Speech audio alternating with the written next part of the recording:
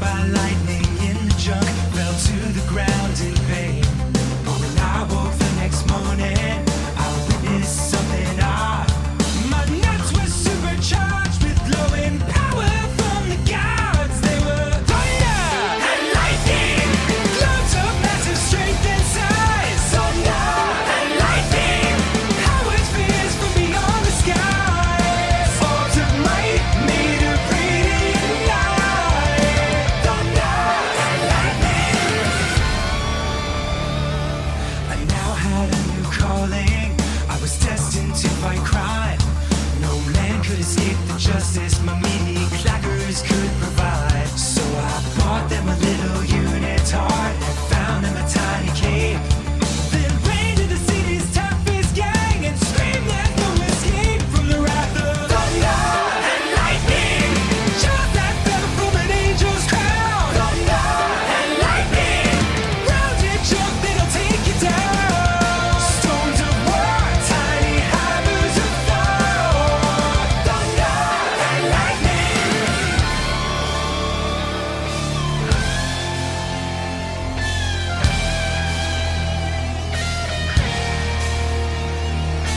One with the power to electrify, one with the strength to smash. First you hear that rumble, baby, and then you see the flash. My loins are filled like darkened clouds. Evil has no chance. All shall tremble before the storm that gathers in my pants. Turns out being struck by lightning doesn't give you any powers. They caved my head in with a pipe and beat me for several hours. But as I lay there half conscious, with my nuts exposed to air, I looked up to the blackened sky and said an ancient prayer. Lord, if you're there, please infuse my nuts with the power of 1,000 suns. Holy shit, you're real? Let there be thunder and lightning, acorn shot from the tree of life. Thunder and lightning, high voltage nerves lighting up the night. Mighty balls gifted from Odin's house. Thunder and lightning, Suck 'em!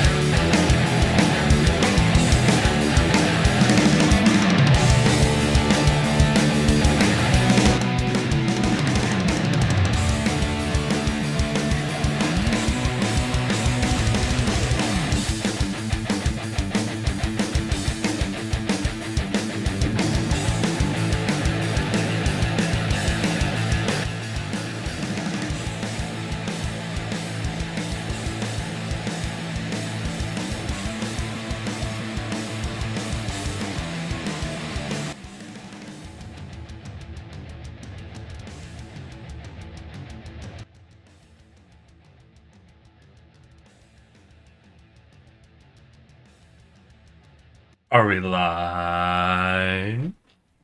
Oh, with that bot arriving, yes, so we are live. Hello, everybody, and welcome to an exciting Friday stream. Not just any Friday, Black Friday, post Turkey Day, the day where everything is on sale and people are being trampled left, right, and center.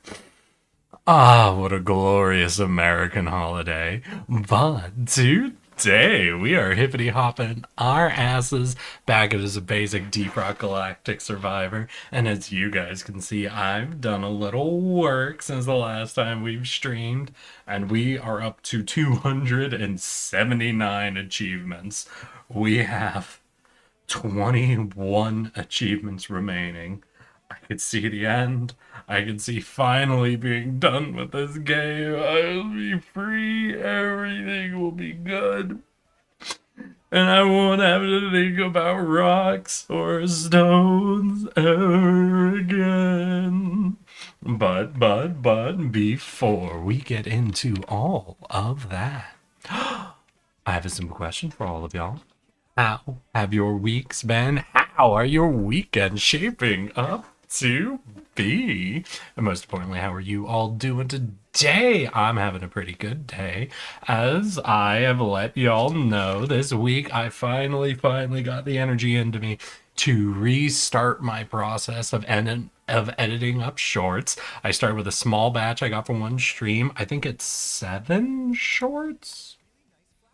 1, 2, 3, 4, 5, 6. Yep, 7 shorts that have all gone through first phase of editing, which means bringing them down to the full content I need and making sure they're all under 1 minute so that YouTube Shorts is willing to push them to people. So next we're going to go back through and I'm going to do my meme editing pass, which is pass 2, which is where I make my little version of me. I set up for having any chat things that happens, and I put in the motions and the meme edits. Hopefully I'll be able to knock that out on all 7 in under 2 days. And then the final most horrific step is, of course, pass 3, which is the captioning pass. My mom told me she really likes being able to see my captioning passes before they go out because she likes being able to correct my spelling and grammar. My mom, as it turns out, is just as mean as the rest of you are when it comes to my literacy, and I don't know how to take that at this point. I don't know how to take that. I simply have to take it, I guess. But, before we hippity hop our asses into Deep Rock Galactic Survivor, I've got a simple question for all of y'all. How have your weeks been? How are your weekends shaping up to be? And most importantly, how are y'all doing? Streak it till you can't no more. Why do you guys all talk about streaking in my chat? That's wildly inappropriate. I don't want you guys to be getting crazy ideas that I'm okay with you streaking in chat. Do you understand there could be children here? Ridiculous, all of you. Rockin' Stone, hi, Zelix. Rockin' Stone, indeed. And Zelix, are you aware that you are still rocking the Silk Song icon? Is that going to be a permanent addition to your name? Fuck. Are all of you streaking? Is that what's happening? And not all of you are clicking the post-it button? Is that... Fuck you. Fuck all of you. I hate you all. A 10 stream streak? Oh, gosh. Black Friday and Cyber Monday. Only if you like scams. The prices don't change. Just have a sale sign added. I think there are some things that do end up having a certain level of sales on it, but it's definitely gotten to the point where it's just been fully min-maxed. It's kind of the classic, it's like the classic parasite problem, you know? Any system, whether it's an animal, an ecosystem, economic system, store, you can make it as big or small as you want. Any system that is strong and becomes stable will inevitably attract parasites that take advantage of it. Originally, Black Friday was amazing deals on very specific called out items. It happened specifically on Friday, and I think a lot of the times that had a very narrow time window. As time went on, though, the sales started being applied to broader and broader range of items in stores. Stores started expanding their time frame that they would consider Black Friday to the point that nowadays, I think most stores have like sales going on for the entire month of November. Because sales go on for that long for such a wide range of items, they can't actually do sales on any of them. So they start doing the classic faking sales systems. People started shopping mostly online, so online stuff started doing sales. They wanted to make them different and somehow. That's how we got Cyber Monday. But again, it's all really just for the entire month. And then because it's for the whole month of November and it's really about buying stuff for Christmas, they roll it over into December and, well, eventually it gets to the point where it's not even a sale. It's just a name slapped on things, and it's of no value whatsoever. The inevitable decline, the falling away, a system consumed by its own stability and desire for growth. It's like cancer, you know? But how are y'all doing? Any of you after any sales, or is everybody just avoiding the stores for now? How's everybody doing? I missed a stream. I'm at 1. Well, I don't know if I were to say I'm sorry, Chaotic. I want you guys not to be streaking in my chat, so I'm sorry you're sad about it. How about that, Chaotic? But hi, Sour. Hi, Chaotic. Hi, Zelix. Hi, Ultima. What else we got here? Oh, Hiru, are you still here? I feel like it's been a minute since we've been able to like chat, you know? I couldn't get any leftovers because everything I wanted was picked clean before to make a plate. Wait. Oh, to make a leftovers plate? Okay, so you still got your Thanksgiving dinner plate, right? You still got the one plate at least. You just weren't able to escape with leftovers. I'm very sad you weren't able to snatch any leftovers, my guy. No money, can't go sale shopping. When you have no money, isn't that where you have to go sale shopping? Hell, having no money is why I now buy my ground beef in 10-pound rolls. Because listen to me, y'all. I need you guys to know that like everywhere I go to that sells 1 pound of ground beef, like a single pound, they're selling it for like $8 or $9 a fucking pound. And then I found this one grocery store near me that has like the same thing going on, but right next to the $8 per pound ground beef, they have these 10-pound rolls that are like $40 for the whole roll. And it's like, well, $8 for 1 pound or $3.99 per pound for 10 pounds. I think I know which direction I have. It really feels like I just need to find a Costco near me at some point, start paying for a membership or something. That's how you get the real deals, right? Live off that cheap $1 pizza. I was sleeping a lot or busy working on game stuff, mostly world building. Hell yeah, hero. How goes the world building for you?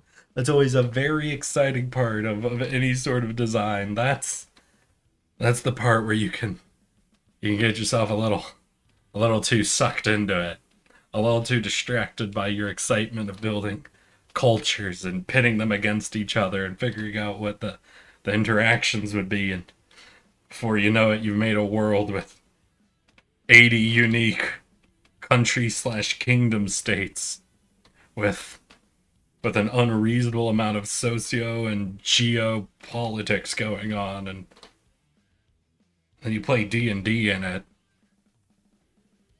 and you realize just how wild watching a Dungeons and Dragon party interacting with a highly political worldscape is. It's horrific. Try not to do that. No, that's a good choice here. It's a good choice to be able to avoid that. To be fair, if it's past midnight, I'm asleep. Hey, that's a good choice, Chaotic. That's a very good choice. Hell yeah. So I've been doing I'm back into doing some video editing. Um,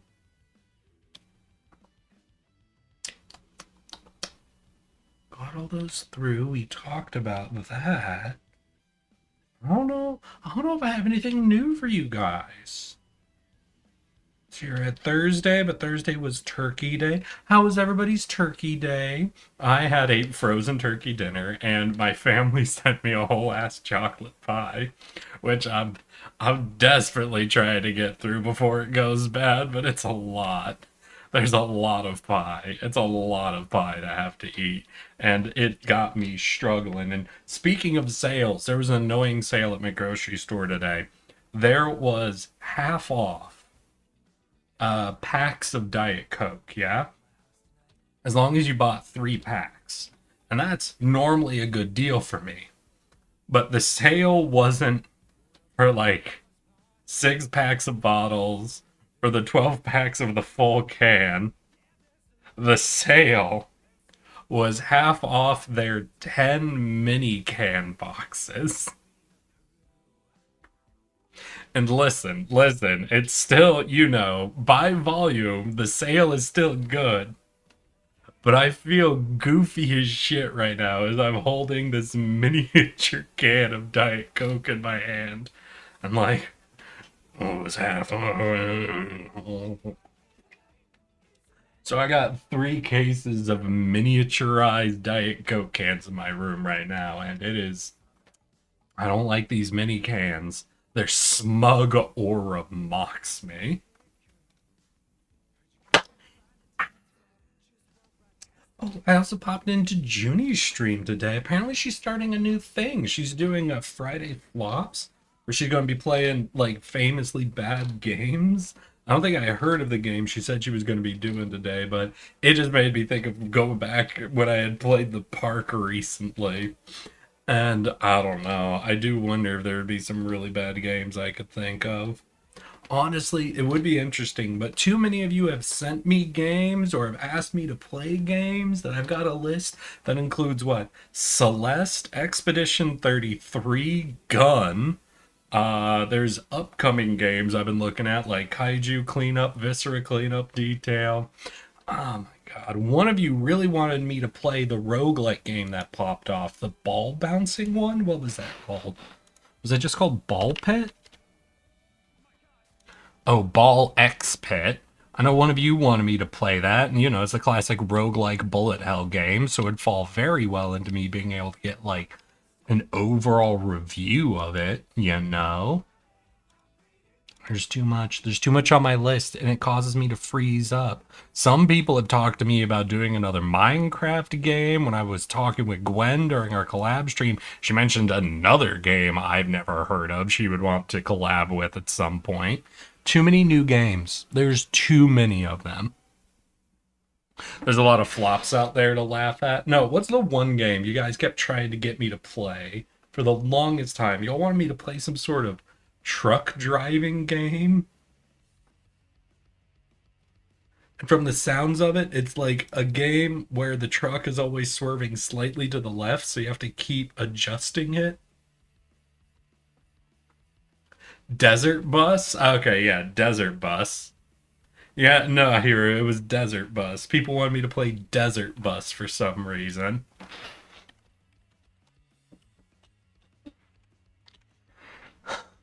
Desert Bus VR.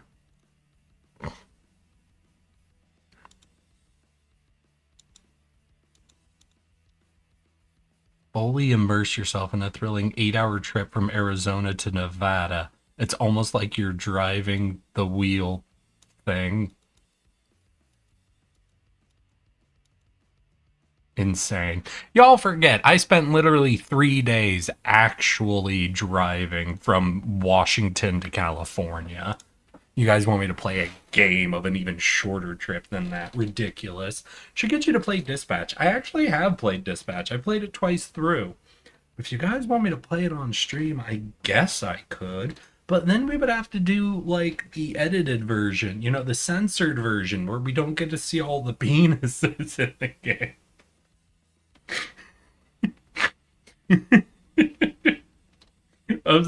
I'm there. There's something just very. I remember seeing a short a while back of someone talking about, oh, the fucking dispatch got a censored mode. What? Because there's butts and boobs in it, and it's just dick.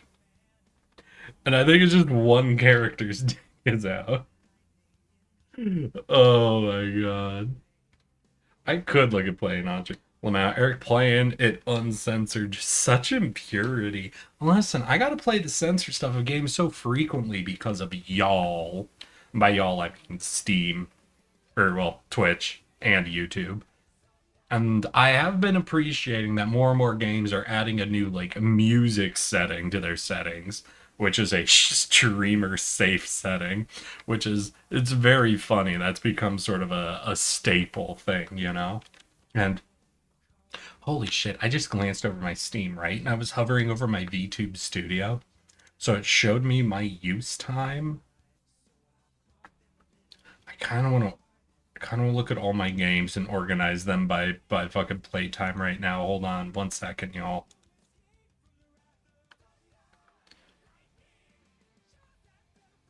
All games, playtime. Yeah, so currently in Steam, my most played program is VTube Studio, of which I have 4,196 hours. And then right below that is OBS Studio with 3,123 hours, which means I have about 1,000 more hours in VTube Studio than I do with OBS Studio. And I don't know how that happened. I imagine it's because I make sure to actually close OBS when when the stream ends.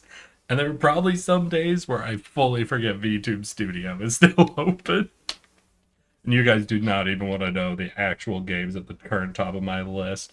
Up on my most played games include EU4, Dota 2, Total War Warhammer, Slay the Spire, Elden Ring, and Monster Hunter World. A very interesting collection of games, I suppose. Is it all porn? No, it's what? Strategy game, MOBA, strategy game, roguelike deck builder, Elden Ring, Monster Hunter. I don't know what this means. I don't know what this says about me. God, and if I scroll down, I got Reign of Kings. Ooh, Total War Shogun 2. Deep Rock Galactic Survivor. Helldivers 2, Brotato, Satisfactory, Against the Storm, Risk of Rain, Mass Effect, Storybook Brawl. Right, I remember that. That was like another one of those auto battler card games. But I think that one like totally got its support dropped or something at some point. Halls of Torment, Persona, Hardspace, Legion Tower Defense. I'm actually a little surprised how high up Legion Tower Defense is. Huh. Vampire Survivor, Power Wash Simulator. God, it gets goofier. The list of games I've played gets goofier the deeper I go. All right. We're talking about games right now. I might as well get a game up and running, huh? That reminds me, I need to get my bud to play Monster Hunter World more. World not Rise or Wilds? Right, Wilds was the most recent one I played. Hi, Hyperbeam. How you doing, my guy? How was your turkey day? You end up streaming or just relaxing? All right, let's take a look. So, officially, we have 21 achievements left. I knocked out a few in my own time, mostly a couple of Westbin Masteries, but I did find one goofy achievement to just knock out. But there was one about getting the rocket boots and landing on the ramp 3 times or something. So it was just a classic goofy one, you know? What I think I'm going to do There are a couple achievements I made a few runs at, but we didn't try for last time. And they include like the weird edge case ones, like they get 250% crit chance with the sniper guy. So I think I want to go for some of these goofy ones and then maybe just lock in and do some more weapon mastery runs, you know? And just try to ignore. Well, we could see what the lethal operation is actually, because we might have a good one.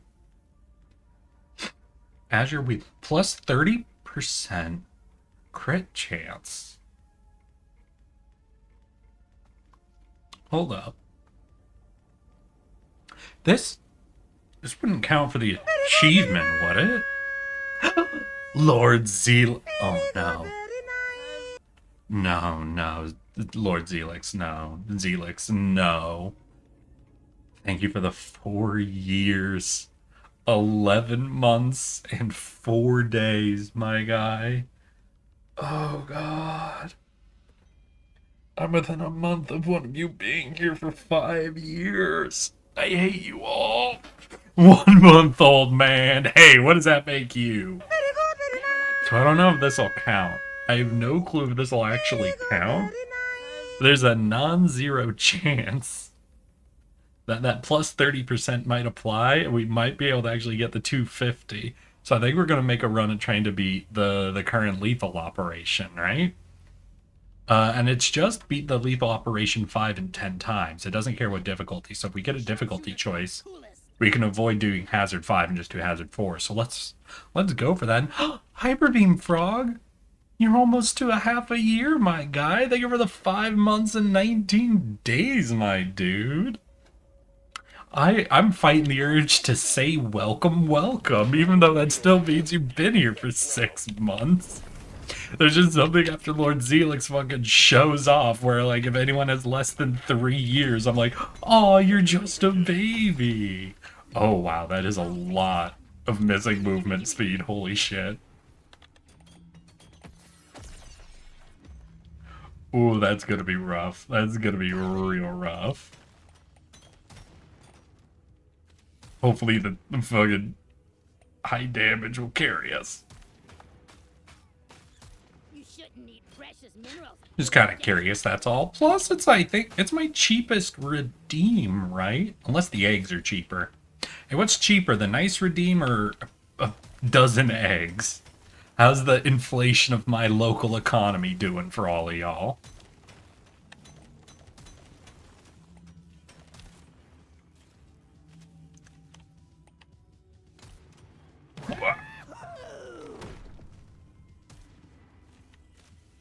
God, I have to get a movement speed upgrade.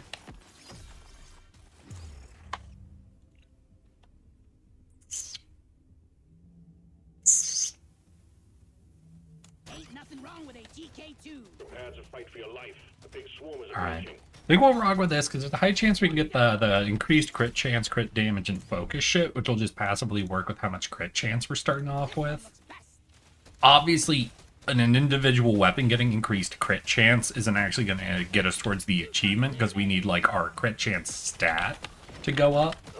But it's still something that, you know, we're able to take advantage with the fact that we're going high crit anyway. Eggs. Eggs are very cheap. I didn't realize how cheap I had eggs. I hope you all appreciate it. Nah, everything that's for sale in the general store, I think I actually looked up the price of different items, and I just did, like, the points redeems to be, like, the right relative price. Where, for example, I think I had to look up the cost of, like, a bag of blood, like, that hospitals use. I might be on a list now somewhere. But I did look that up. I did look that up, as it turns out, to determine the price of the orphan blood in the store.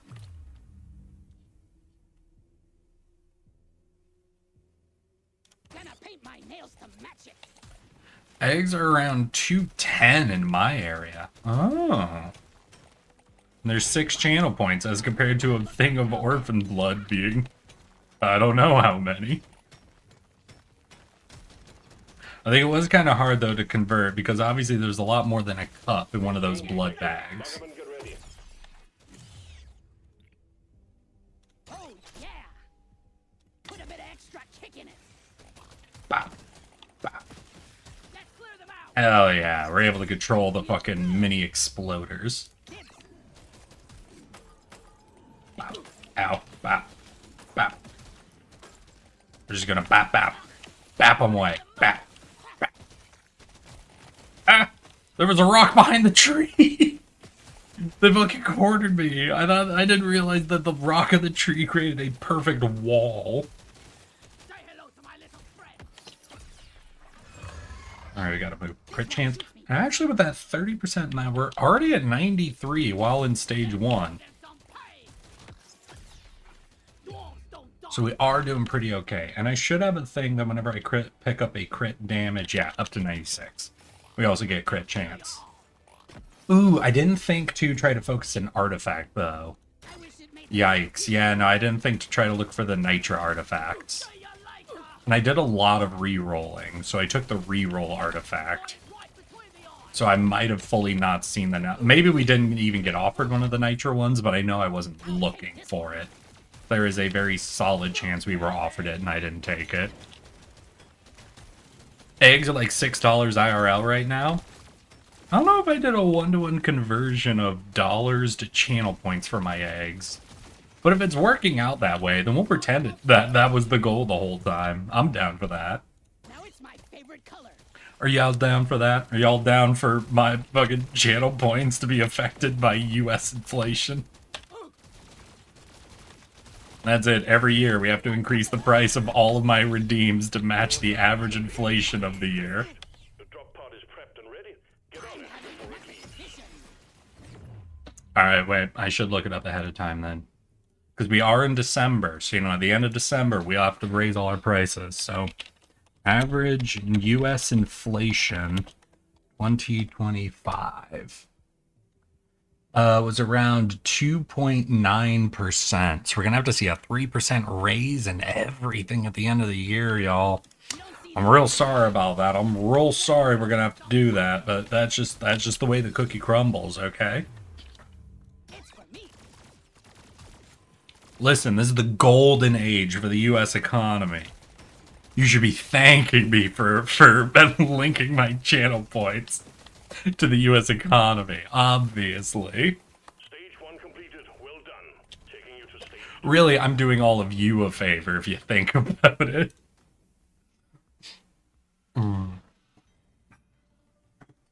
Got these mini cans of Coke. I hate them. There's so little in here. And just fucking sip and it's gone. Okay, Egghead, you trying to fight me, Ultima? Are we fighting right now? I was unaware we were fighting right now. We have quotas to fulfill. I was recently editing a short, and the entire thing about the short was me talking about my mods, and how proud I am that my community doesn't fall for fucking Discord hacking. That none of you guys have ever fallen for, like, a scam thing. But now I'm wondering if I shouldn't be so complimentary of my mods with you guys fighting me. God damn it.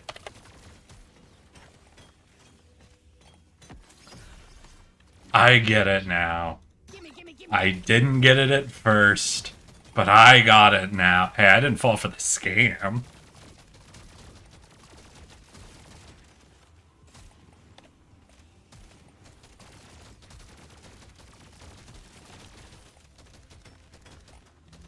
Head egg. God, why do you guys like this hat? I have custom hats. I have hats with history, like we have the cowboy hat and the space hat, which are absolute classics from the old era. You guys never pay to see those. You only want this egg. This isn't even mine. This is a pre-built one. This is one that they just had on stream or on VTube Studio.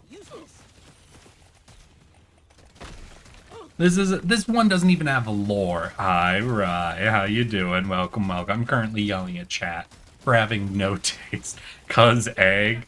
Yeah, I guess there is a reason I added it to the fucking rotation. And that reason is egg.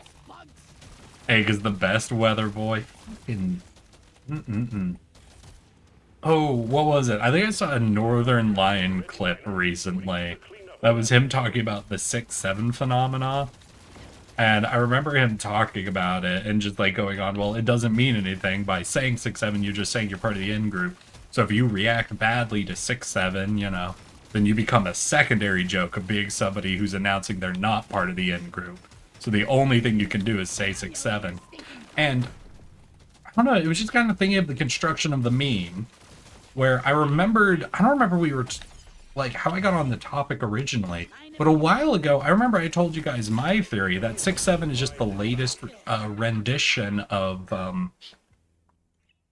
look for the crit chance or the nitro one? Damn. We can get a little crit chance, but damn. That it's functionally like the same meme as Ugandan Knuckles, right? Where you develop a few phrases that let people know you know the meme, and then you just kind of keep repeating the same phrases over and over again. But I don't know. I think if I had to choose between them, I think I do prefer Ugandan Knuckles. And it's not just because that was like, you know, the one from when I was on the internet sort of thing. It's just I prefer it when there's like a handful of phrases, you know?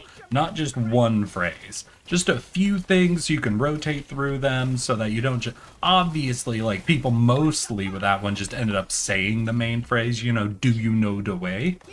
But there were a few others you could say if you were feeling a little oversaturated. So, like, I do remember at the time that it was happening, I did think Ugandan Knuckles was funny. And it is also nonsense. So I know I'm not against the type of meme that 6-7 is. I just feel like, personally, I wish there had just been a couple more weapons in its arsenal, you know, just a couple more individual phrases that related together that you could make use of. Quota satisfied. Drop pod is arriving. Get moving. It won't hang around. I'm a better dwarf than yes. But I don't know, that could just be old person cope, you know, the classic cope of, no, I get the joke, it was just better in my day. Because, I mean, obviously that could just be all I'm doing, you know? This could be old man yells at clouds, explains why it was better in his day. Though, I do struggle to think of any other, like, standout examples of it. Anyone know of any older examples? You don't see these every day. Because I can't think of anything older than Ugandan Knuckles that was, like, the same sort of meme premise, you know? Ultimately nonsensical, very absurdist. It was just about having a couple of phrases that you would repeat ad nauseum to cue to people that you knew the meme, you know?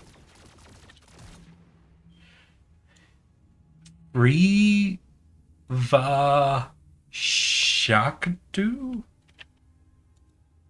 I'm definitely pronouncing that wrong. I feel like I almost know what you're saying. I'm sure.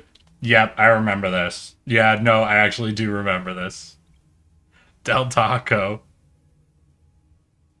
Free Shavakadu. Yeah, no, I remember that. Were people repeating that a lot? Because I don't remember a lot of people saying that phrase. I remember this video cropping up a lot. Classic. It do be a classic.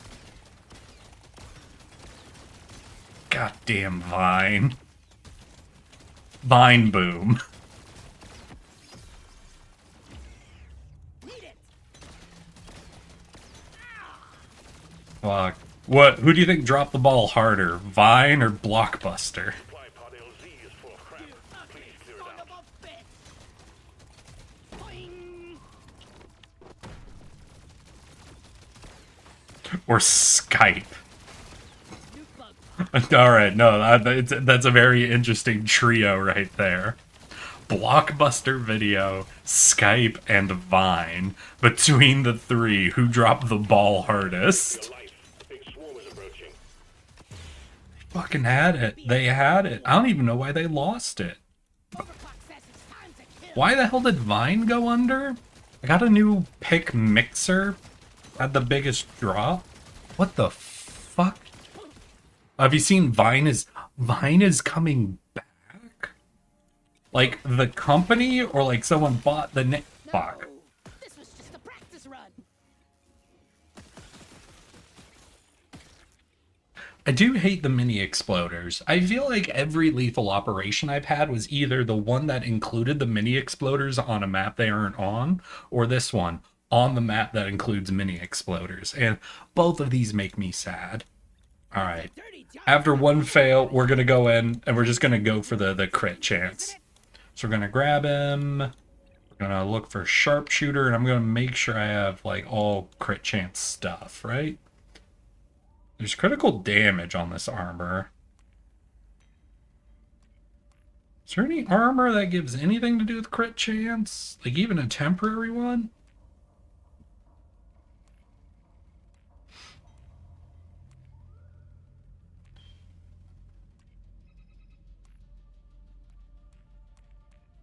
Not really. But I think all of these should be pretty solid. Yeah, that is crit chance and crit damage. That is critical damage, and it does the nitrous stuff. This doesn't seem to have anything to do with crit. See, crit damage, potency explosion, potency and drone weapons.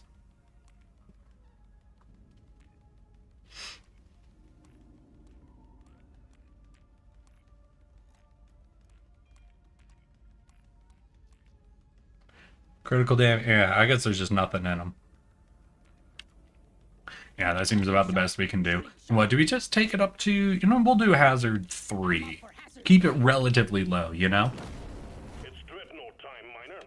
Find the damn thing. Have you seen Vine is coming back? I got a new pick, Mixer. Had the biggest drop. Mixer is Xbox, Twitch... Basically, it had right tip. I need you to add any punctuation into your sentences, whatsoever. Mixer is Xbox Twitch. Basically, it had all the big names streaming there in 2017 and 2019. Gimme. I do not remember Mixer. Kind of shocked to hear Xbox was trying to do something, because if like if you were trying to do a streaming thing, wouldn't they have done it based from Microsoft instead of trying to make it based on Xbox? Apparently, it's a reboot of Vine called Divine, being made by the old Twitter CEO. That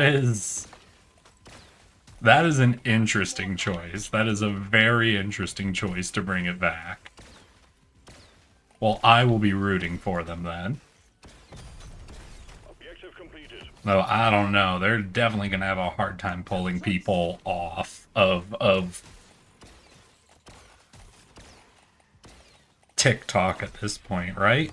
Because the main thing they had going for them is they were the website like everybody was doing the short content on. And people only really swapped over to TikTok because I think... Was there anyone else really do... Because like YouTube didn't even have shorts at the time that TikTok was operating. I'm trying to remember, TikTok was up while Vine was up, right? It just didn't pop off until Vine died, right? I might have that totally confused in my head. But I just feel like trying to get in at this point, now that TikTok's like really like officiated themselves, is going to be a lot harder than just trying to rebuild what Vine was. TikTok is in the short content now. I watched an entire Shrek film on... watching illegally pirated movies. I see it's coming for Twitch's title then. I understand. They're not. I thought TikTok was... When did it stop being the short content thing then? Because I thought that's what its whole shtick was. Really? YouTube's winning? Damn. No wonder they don't push any of my streams. Putting all their goddamn energy to... I really gotta stay on top of my fucking shorts editing then, don't I? Can't let myself keep drifting off, because apparently that's the only thing YouTube cares about. Shoot it in the face! It is funny how little the talk about banning TikTok actually did. Let's show them some pain! Well done. No idea the drop pod. Has arrived. Get Wait, wait, wait. It will leave I always without waste you. my money. Wait, I need the drop pod. I needed to get nitro. Incoming. Fuck, none of these are nitro. I have this, but it really doesn't matter unless we find the crit chance one.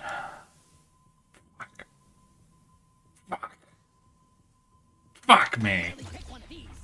Bing, bing, bing, taser, please. I can't get enough of this rare stuff. This is gonna change everything.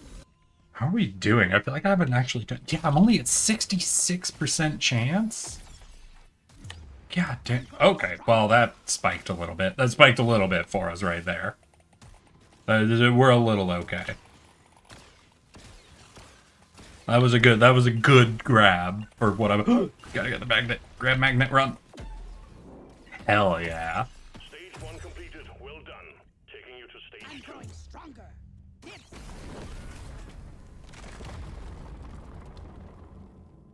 When people started talking about TikTok, man, I loved how everyone went to the Chinese program to willingly sell it instead of Singaporean. mine. Yeah, I don't even know, I I don't will be better.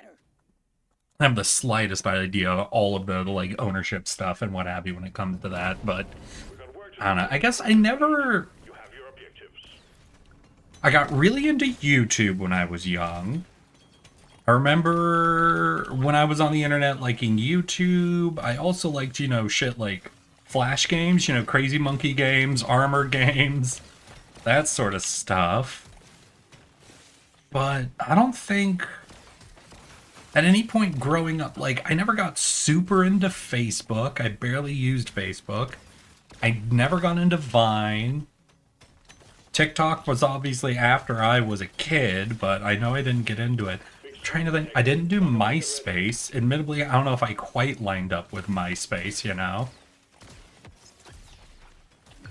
don't know. I was one of those fucking dorky ass kids who, like, in high school, after class, I went to theater. Calculate your position so it can land. Interestingly, theater prevented me from doing much with social media. Oh,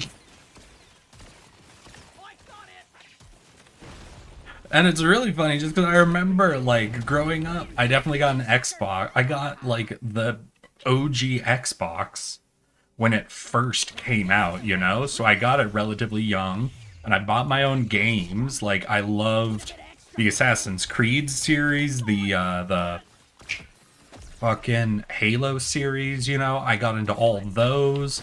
So I was doing mostly just gaming and theater, so I just never really got super into the social media space growing up.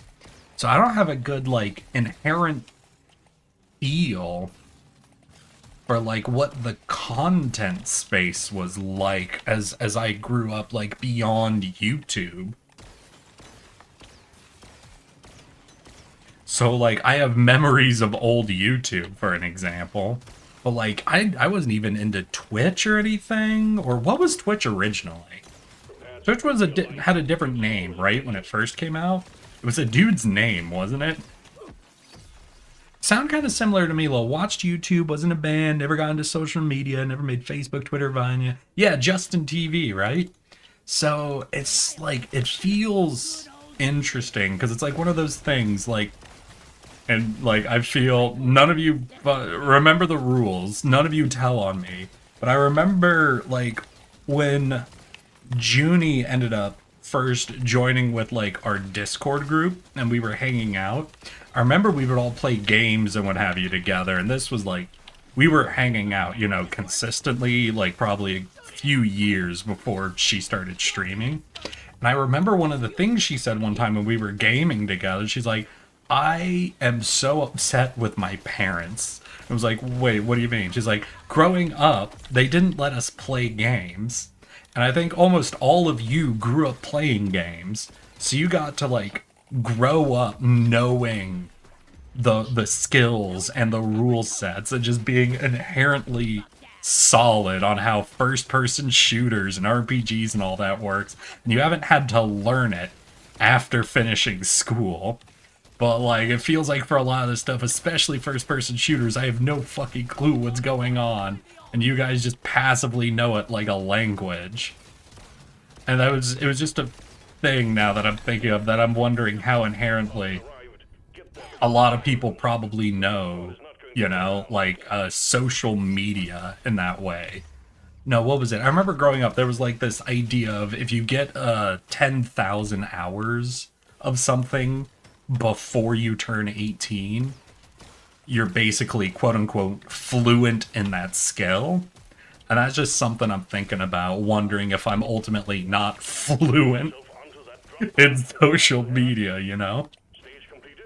Onwards to stage. I started Amino, then Vine. Now I'm in mix of Tumblr, TikTok, Blue Sky. Oh. Never going back to Amino. I wouldn't even gun to my head. I had to learn FPS basically a few years after high school. All info on FPS dumped out of me. I spray and pray. Yeah, but you understand the idea of spray and pray, you know? Gonna paint my nails to match it. Get to work. That's alien. No, what was it? I remember when the Masts... No, not Master. I can't believe it. I was going to say like Master Chief. When the Halo collection like came to Steam, I remember being like, oh shit, hell yeah, I want to replay some of these levels. And it was me and Milkblade were playing. We're like, hey, do we want to go for the fucking time trial achievements? You know, where you try to speedrun the levels, essentially. It was like, yeah, you know, they're not actually too hard of speedruns. Like, obviously, they're not expecting you to do glitches, so we can just get in and sprint through the levels. And I'm like, hell yeah. And Junie hopped on the Discord as we were setting up. She's like, oh, what are you guys doing? We're like, oh, we're playing Halo. We're going to be just, like, running through some of the levels and, like, the games they have on the Halo collection. She's like, oh, really? Can I play with you guys?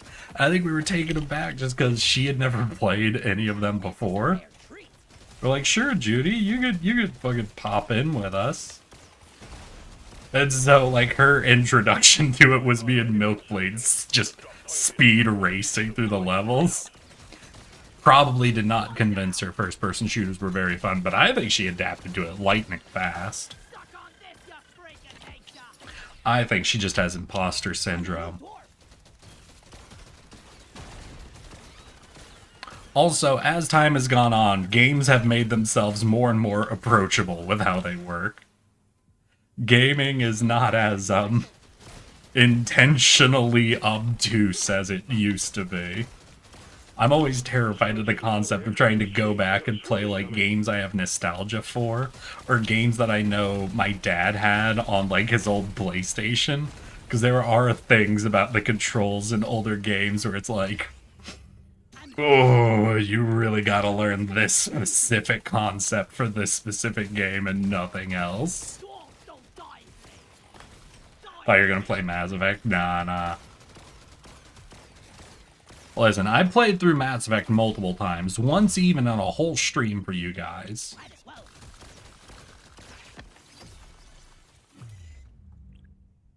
It'll do. How are we doing on crit chance? 131. Yeah, we're still like 100% too low.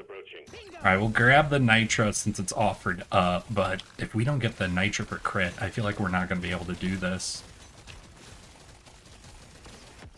Ah, the unofficial melee run. You kidding me? That's the Russia Warthog run, if you really want to speed run a lot of that. Because it doesn't start with, like, the first hit, right? Because the This will help me work harder.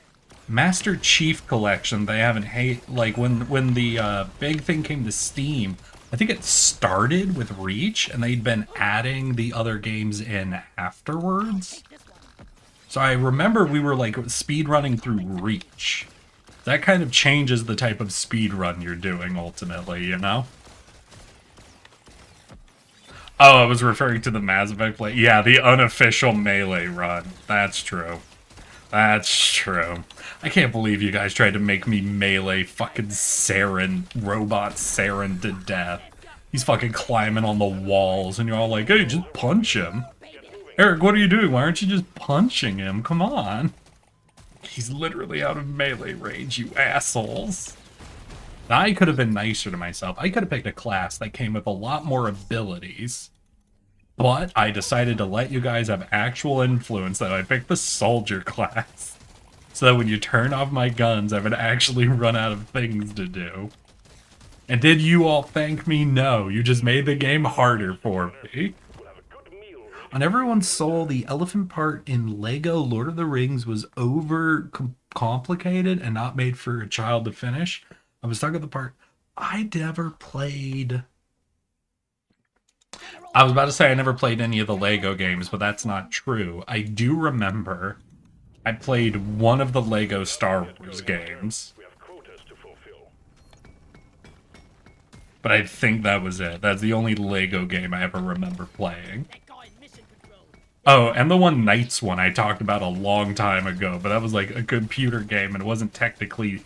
I don't think it was technically Lego. I think it was a different fucking toy kids fucking company, and I don't remember the name, and I'm not gonna put in the energy to look it up now. What did floor me was the day that you guys explained that the old, like, mech toys my dad had were actually from a real TV show. Because occasionally when I go with my friends here in LA, they'll take me to some, like, fucking nerd stores.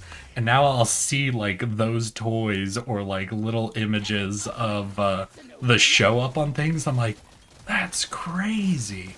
I literally thought these were just some big fucking toys my dad had as a kid.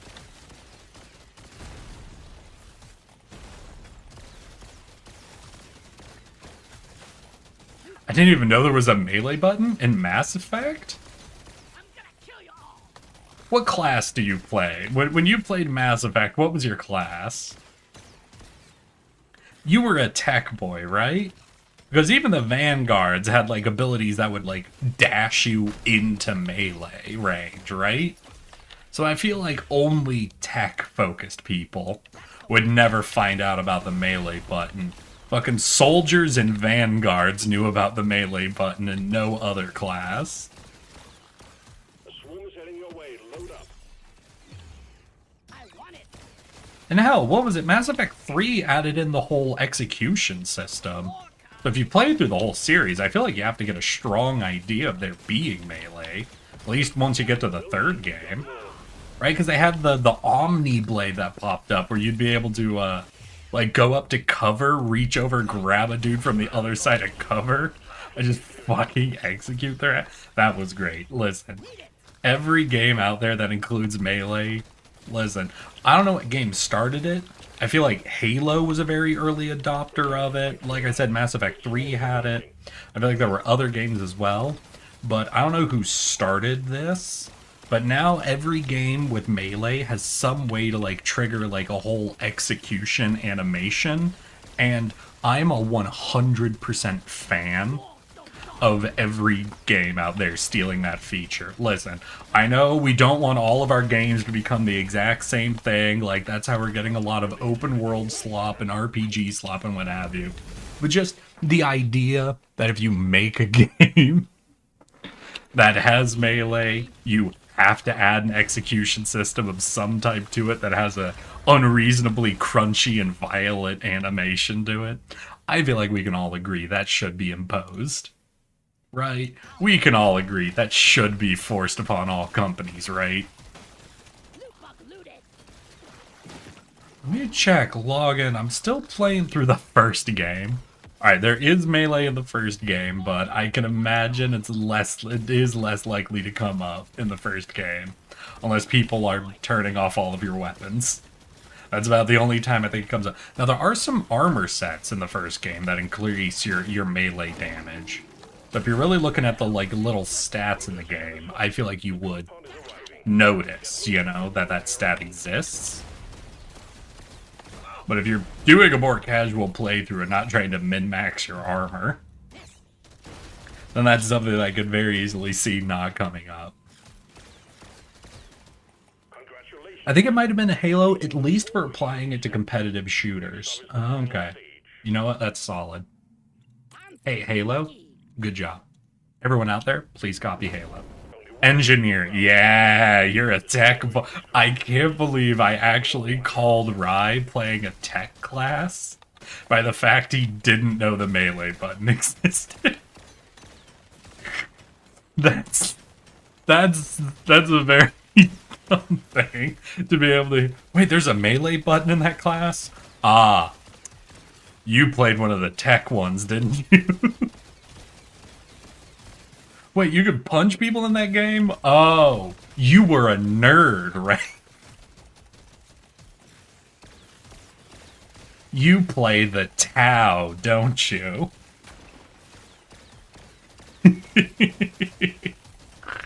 I'm still very early. I'm still at the Citadel. There's definitely earlier points in the game. But I just find it very funny, because I was just making just a dumb call there. Like I said, it's very uncommon in that game for melee to come up unless you're specifically a soldier or a vanguard, just because it's not, like, at all considered an important mechanic in the game. But I was just trying to think, what would be the most guaranteed way to not do it? It's like either playing, like, a focused sniper sort of character, but you're like so free in what weapons you could choose, it's hard to predict that. Or between biotics, soldier, and tech. If you're a dedicated tech class, I could see you never finding out that melee exists. What are we doing? Crit chance 1 sec. Yeah, there ain't no way in one phase we're going to be able to get 100% more crit chance. Admittedly, we only need like 90, well, like 83. But I feel like, I mean, maybe if we get offered the artifact right here, there's a slim chance. Our odds are so shit.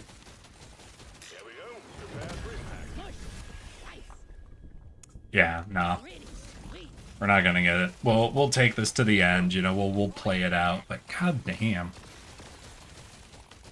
No, I remember I was complaining about this on my going live post a while ago. And then the people in the Deep Rock Galactic Survivor community did the classic gamer advice of get good. And then one of them said, oh, I just equipped that one bit of gear that gives you 10% crit chance every time you kill a loot bug. And then I just killed a bunch of loot bugs.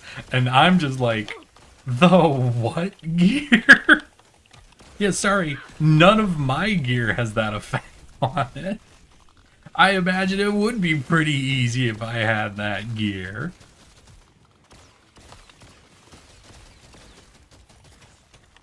I'm a nerd. I have 6 levels of decryption. Listen, here's the problem with some of the older RPGs, which I include the first Mass Effect game in, but no others.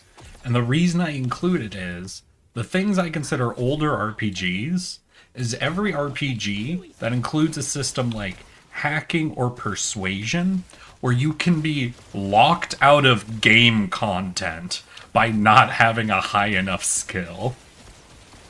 And not locked out of a different route you could take, just, oh yeah, there is lore and rewards you can't get.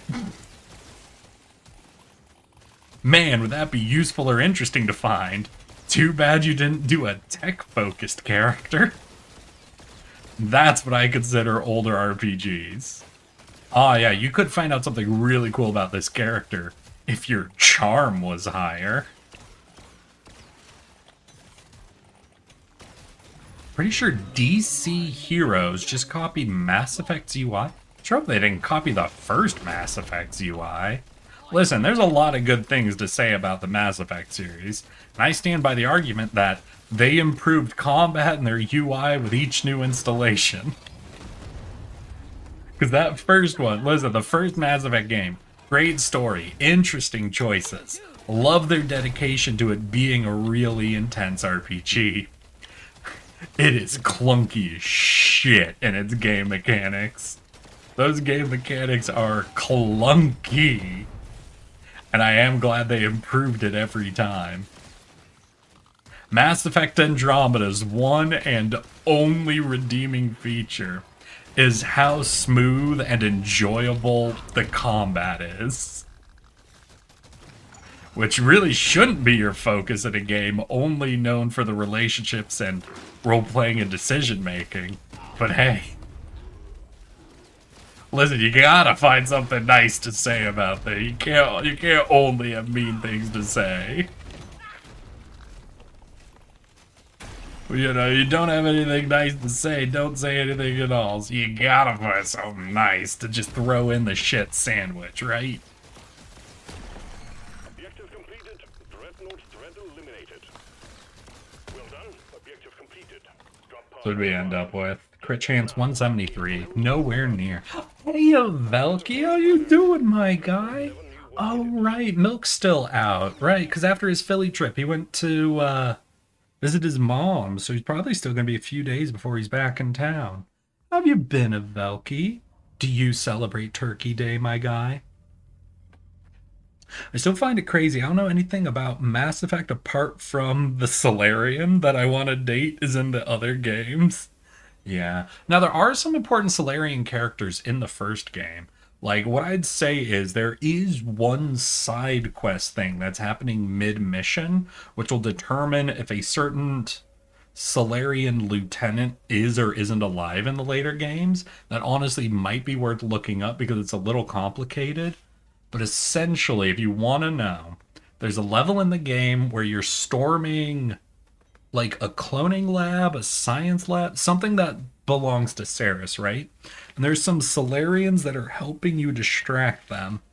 And basically what you have to do to make sure every single member of the Solarian team survives, and if you do it, there are two characters in the third game who recognize you and talk to you and become like useful assets that were part of that team. What you have to do is you have to assign the soldier, which is Ashley Williams, to support the team. Then you have to do all of the side objectives, which includes destroying a radio tower, deactivating the security system, taking out an extra group of enemies, just like all this shit that makes the level harder for you. And then you have to go and save them instead of trying to disarm the bomb. And oh my god, so many decisions you have to make, and it's the only way to get those Solarians to survive. Also, rip big homie, that was on the starter mission. We knew you for all of 5 minutes, but he was ready to ride or die. God damn. If only they'd let us choose him over Ashley. Holy shit. He was a real one. Hey, homie, you were a real one. Alright, after a failed crit chance build, after a failed lethal operation, well, you know what? With the lethal operation, I was doing the crit thing as well. So really, it was 2 crit fails. Let's do before we go to the weapon mastery and commit for the rest of today. Let's do one more lethal attempt. But we'll pick like my favorite class, right? The interrogator. Make way or Excuse me. And we'll take a run with him. And I'll be less distracted this time by you guys showing off how long you've been following me, so I don't just run into a group of suicide bombers and die. completed. Excellent job. I'll take it. Hell yes. Ooh, wait, there was a green movement speed upgrade I should have taken. Fuck. Not gonna lie, I wish I was able to play as an alien.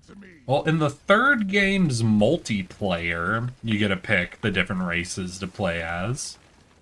I think when I was actually doing the multiplayer for the original game, I think my whole goal was to get the Krogan unlocked, because I ran like the minimum soldier build essentially, where you bring one very light assault rifle, the triple shot assault rifle, you bring the ignite ability that makes all of your bullets fire, you know, that they can ignite enemies, and the concussive shot, and nothing else.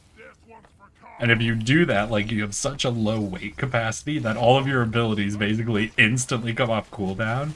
And you're able to put one round in a guy, concussive blast him, cause the Inferno explosion, which ignites everyone around him, and then immediately concussive blast the next guy next to him, igniting him, causing the explosion that spreads the fire to everyone around him. And you just do essentially just a domino of chain explosions. Such a dumb build. So fucking fun. what was it? The Krogan race was the only ones, like the Krogan soldier was the only combo that came with Carnage, which was another ability that could do the same thing Concussive Shot did, but was also fire itself, so it could be used to do the initial ignition as well. No clue if that's still how, like, the whole multiplayer works at this point, if they ever did any rebalancing, but that was my whole idea. That's what I did in the multiplayer. I rolled up and I did chain explosions and nothing else.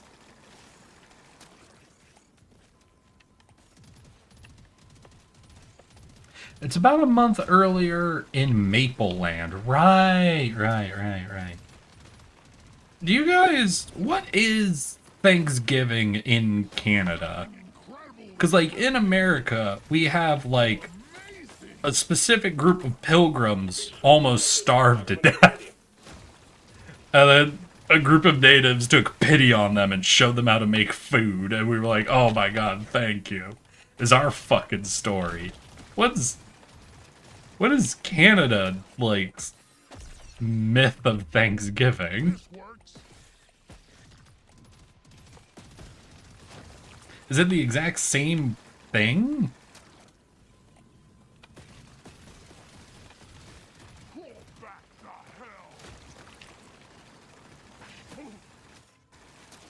Like, you guys aren't thankful for the same group of pilgrims, are you?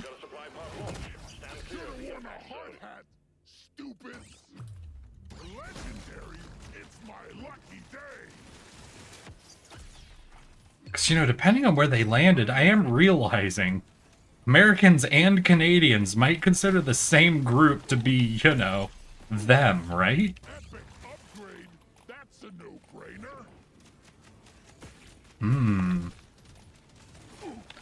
I learned the name of the alcoholic on post-meet Harkin. I vaguely remember that name, so I know you're referring to something in Mass Effect, but goddamn, homie. You need to give me more context that you're talking about in a video game. Otherwise, I'm very confused on why you're looking up the names of alcoholics.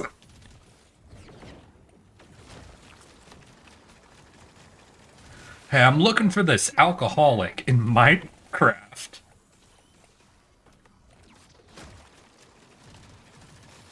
His name's Harkin?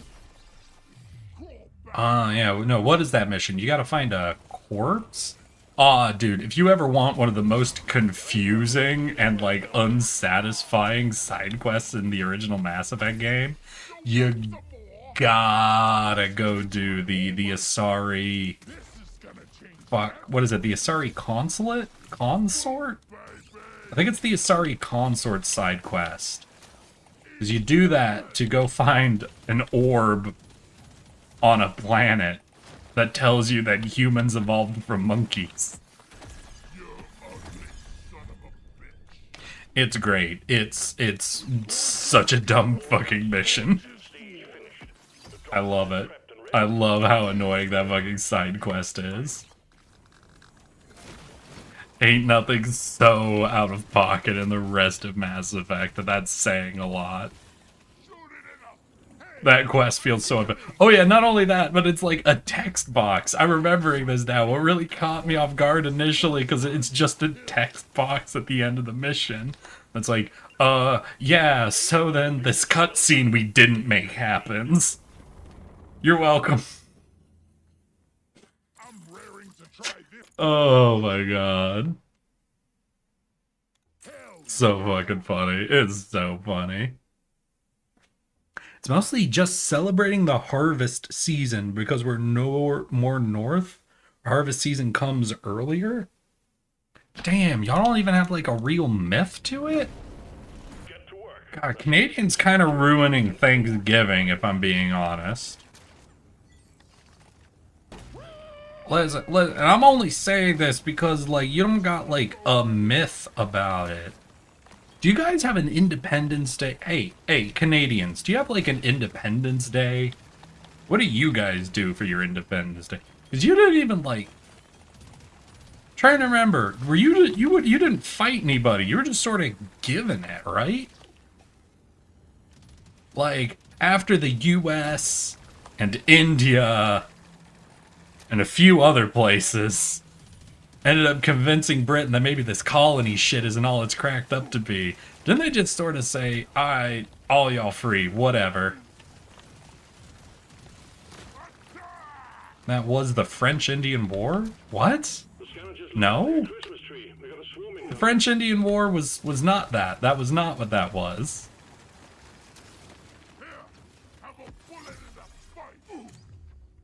Don't you lie to me about what the French-Indian War was. The Canadians are chill. I don't want to fight them. Remember when they had access to canned food?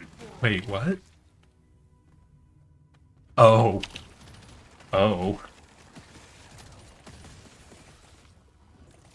Now, I don't personally remember that, but I'm realizing I do know that story.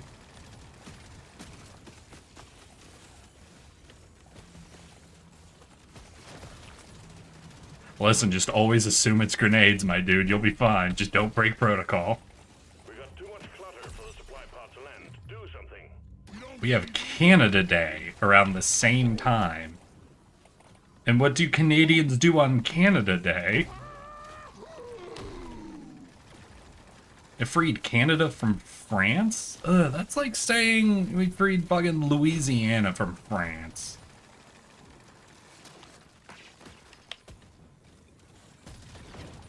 Boring. Hey, Canadians, all your original holidays are kind of like worse versions. And I don't know how that happened. I thought you guys would have better versions of holidays.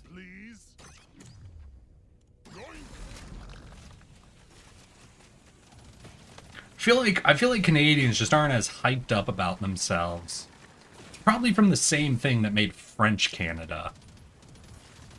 Y'all are a little too like focused in on your provinces, aren't you? You don't have any like real big. Yeah, we're all proud to be Canadian. It's more we're all proud either to be our province or not American is what it feels like. Meanwhile, I'm proud to be an American, where at least I know I'm free. Can we acknowledge how fucked up of a line that is? You know, at least, homie, you don't got anything nice to say? Just, at least I know I'm free, you know? There could be other things that could have been nice, but, you know, we'll start with the least of it. We'll say, you know, at a bare minimum, I've got some freedoms here. Oh my fucking god. How else are they supposed to come up with new war crimes? God damn. Would have died to the canned food because my big bag would have been like, oh damn, sky skitty. We pretty much do the same thing as 4th of July. But you guys didn't fucking fight for... So y'all literally just looked at us and like, hey, what if we pretended we fought for our own independence? That'd be neat. You know what it probably was? Probably all the Americans that got kicked out after the Revolutionary War. They were all fucking sour. They were all sour that they didn't get to celebrate the 4th of July. So they tricked all the Canadians to think that, you know, oh no, that's our holiday too, right? Fellow Canadian. Hey sir, why are you wearing the British coat? I'm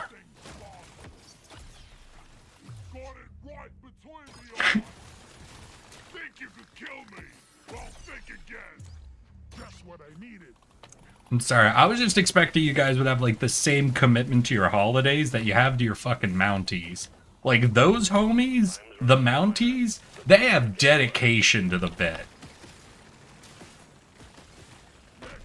There's a reason I'm now realizing why they're like the symbol of Canada to most places. They're the only ones of y'all that are like really committed to like a unified Canadian culture, I think.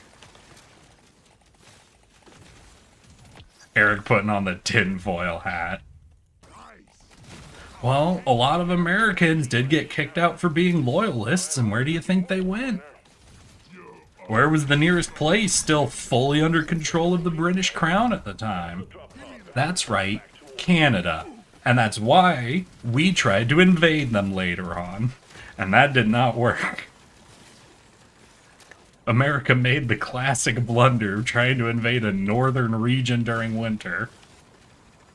Though, fun fact, for those who don't know, during the War of 1812, America lost to a combined collection of troops, which were the British Navy and their Mariner forces, and the Canadian... I don't know if they would have been Canadian troops. I think it was still part of Britain at the time. But it would have been, local militias, not like British army, you know? You know what I'm saying? So really what happened was we mostly lost to the Canadians. But what is funny is Britain likes to make jokes about the fact that they burnt the White House. But what's really funny is, this is a real bit of like a fucking world history that is very wild. So the British ended up making it into Washington, D.C., right? And these British forces, which were the Mariners that were brought over, so these are actual, like, British natives who came over. These weren't the Canadians who made it down from the north. They burnt the White House, then they camped out on the coast. And that was the night a hurricane literally hit the coast. And, like, half of the British Navy and the troops they had brought were wiped. And it had like some Japanese fucking the winds of our forefathers energy to it, It was just this moment where it seemed like literally in response to the White House being burnt down, a fucking hurricane came in and fucking kicked those troops' asses harder than any of the U.S. Army had been able to. And it was just fucking wild how that happened. Now, I respect the Canadian troops who fought for their fucking homes, but a big part of the War of 1812 wasn't just trying to invade Canada. That was more so tacked on as like a fun reward.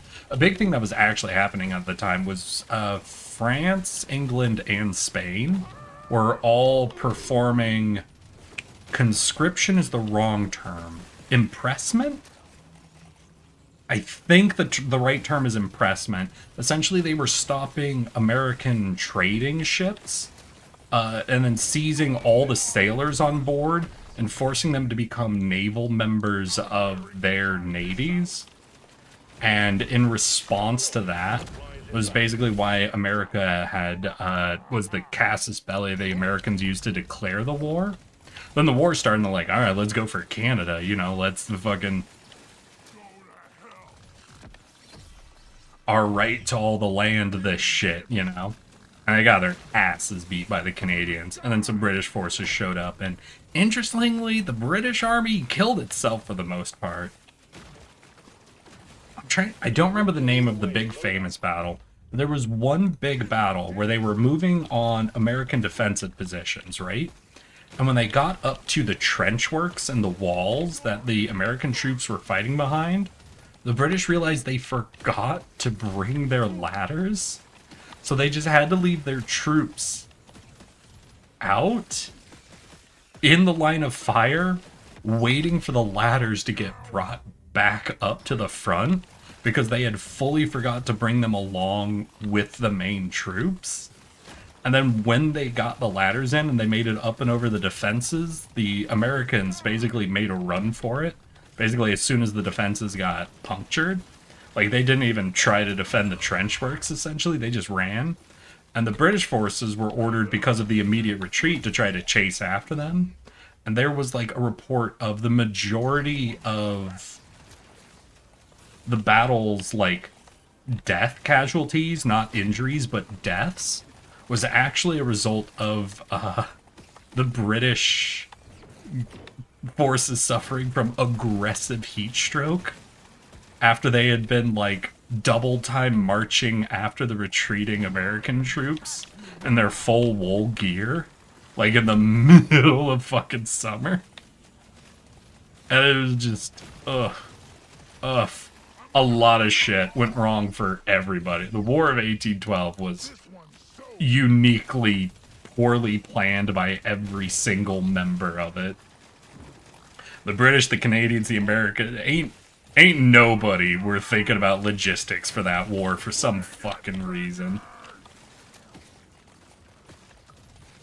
Like, honestly, I think more poorly conducted war than even the Revolutionary War had been.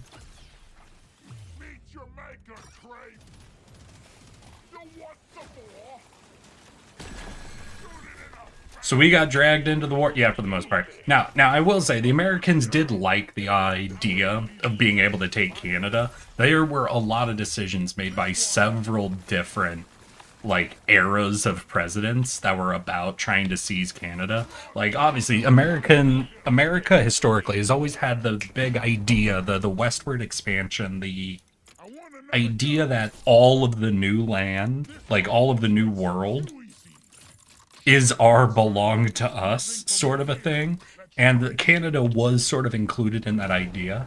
Hell, that was the big reason they ended up buying Alaska from France, is that they noted that if they controlled Alaska, then they would have a flanking position. They would essentially have Canada surrounded on 3 sides by lands where they could station military invasions from. So one of the big reasons Alaska was initially purchased was this idea of, all right, if we get that set up, and we put military bases there, we'll be able to invade them from 3 sides at once, and we'll definitely get... There's always, like, the history for a lot of Americans until we sort of put away that, Yeah, I'm sorry, who I probably fucked up, but yeah, it was from Russia. Who'd I say? I probably said Britain again, just because I kept saying Britain. France. I said France, because we were talking about France earlier. No, you 100% right. Talk about too many goddamn nations. Colonialism, am I right? But yeah, but that was a big inspiration for us doing that purchase. And that's, like, why we have the straight, like, harsh, like, the completely straight line in between Canada and America, is it was the only way the two nations could agree on where their borders were, was just saying, fine, we can't look at the resources, we can't look at anything, because if we do, we're going to fight each other over it. So we're just going to say, this latitude, cut a straight line, we'll always be upset about everything. And still, to this day, interestingly, it is literally the longest undefended border in the world. So it's just very... America and Canada have a very weird history, where there have been long stretches of time that America has been just planning to try and take Canada, but it's never been consistent. Like, it'll be one president's goal, and then the next president doesn't care. And then in a few decades, another president will come around. They'll be like, all right, let's start planning on how to take Canada. And then it doesn't happen again for a long time. And then they just sort of, us in Canada remain the most, like, dedicated, fucking convinced neither's gonna invade the other. And it's a weird history. We have a weird history with each other. And I don't mean that in the usual way, where I say we have a weird history, where I'm saying we have a very fraught history. No, America and Canada's history is just weird. It's a combination of, like, schizophrenic and just wild at times. Do you know about the fishing wars? Do you know about the pig war? Nah, America and Canada, when we were dividing our borders, there was like 8 different times we almost went to war. Just because the people who were there just couldn't agree on any fucking thing.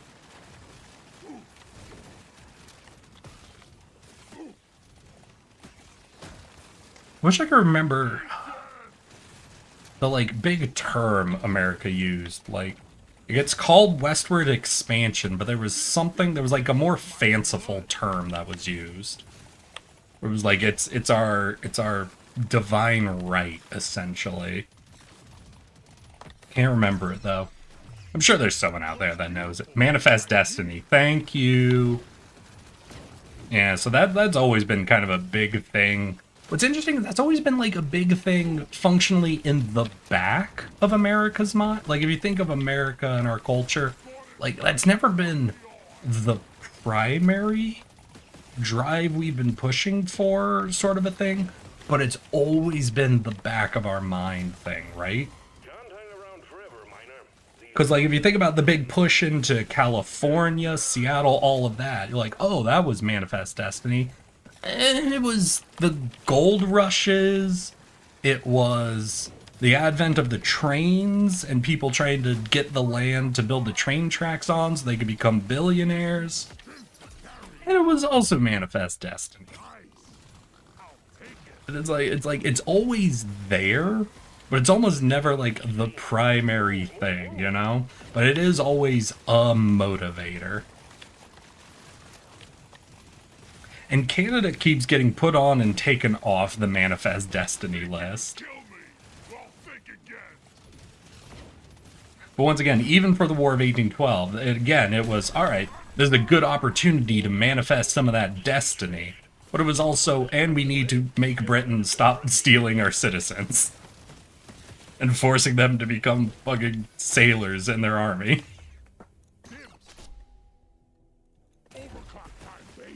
Maybe that's what it is. Maybe it's America basically got really interested in its Manifest Destiny.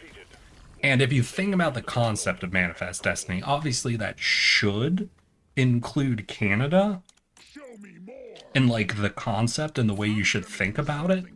But maybe just Americans have never been dedicated to it, so it only ever comes up as like an, and I guess it matches up with what, you know, like almost like a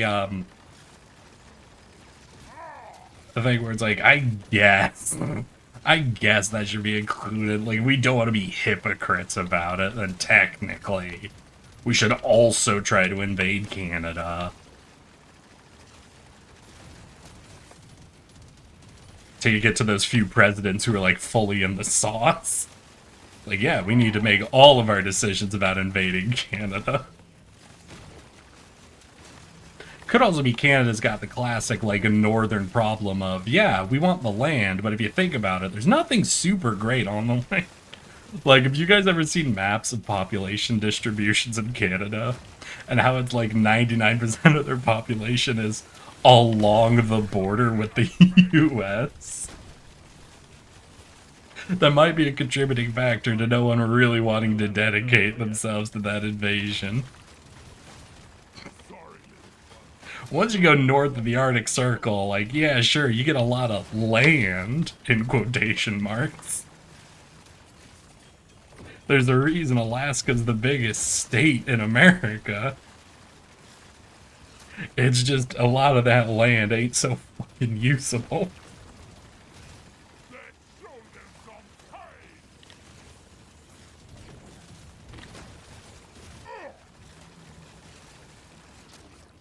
It's not even along the border, it's just all in Ontario.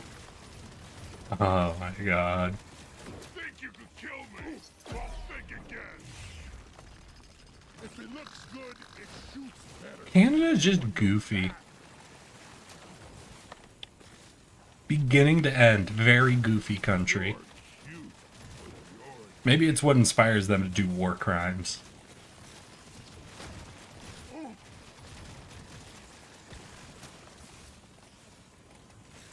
Ooh, can I ask your guys' opinion? So, I've always heard the joke in reference to Canada, right? People referring to the Geneva Conventions as the Geneva Suggestions, right? But I've never fully known which way the joke was meant to be taken. Because there are two ways I could see to interpret it. One is where they are suggesting things to do, right? It's Geneva suggesting efficient tactics. Or is it they're just a suggestion, not a rule, sort of a situation where you shouldn't do them, but it's just a suggestion you shouldn't do them. Because I've heard a different version be said before, which was the Geneva checklist. And that one I think is 100% of, yeah, these are the most efficient tactics, you know, as the joke. But I don't know what the Geneva suggestion is supposed to be saying. Yeah, the Geneva to-do list, that sort of thing. Yeah, you know, that one makes sense. What I'm saying is I don't know which way the Geneva suggestion is supposed to be interpreted, you know? I think it's the latter. You think it's the Geneva guidelines instead of actual rules way? Okay.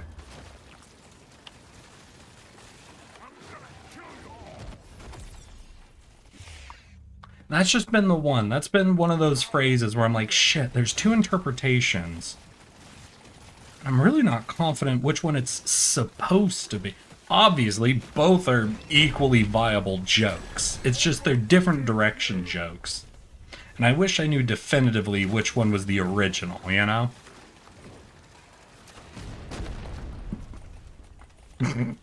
Canada was the reason Geneva got involved. I imagine Canada was not the only reason Geneva got involved.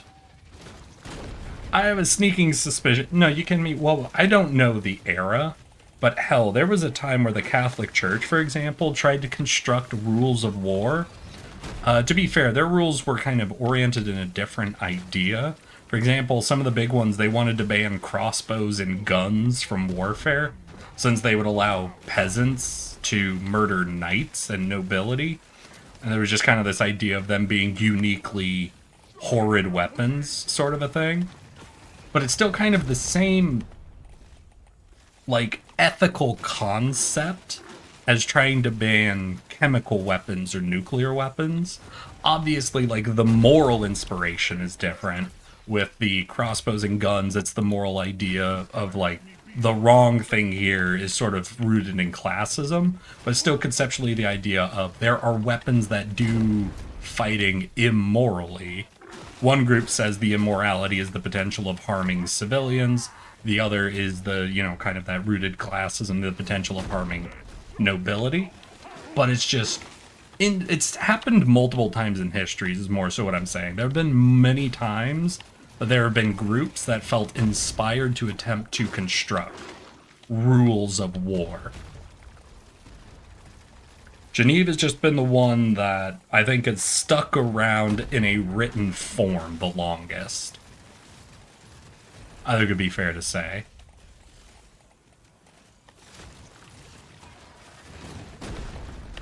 Let's hear. Well, I've seen it as a scale going from convention to suggestion to checklist.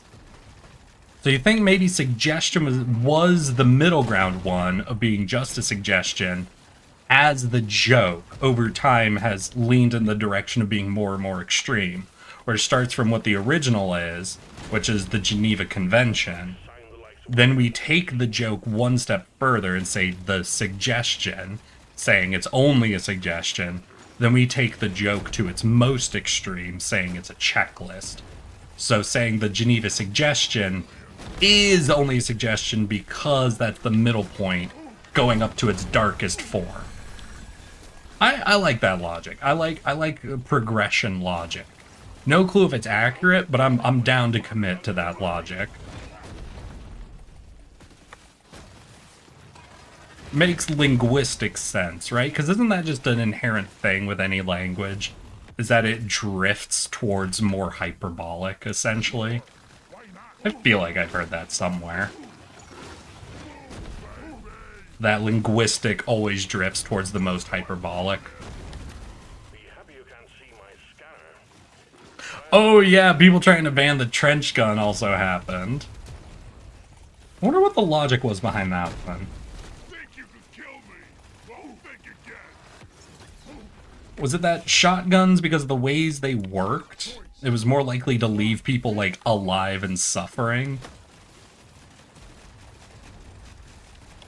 That's one I don't know the logic of. I do remember, like, the story of it, but I don't remember the logic of it.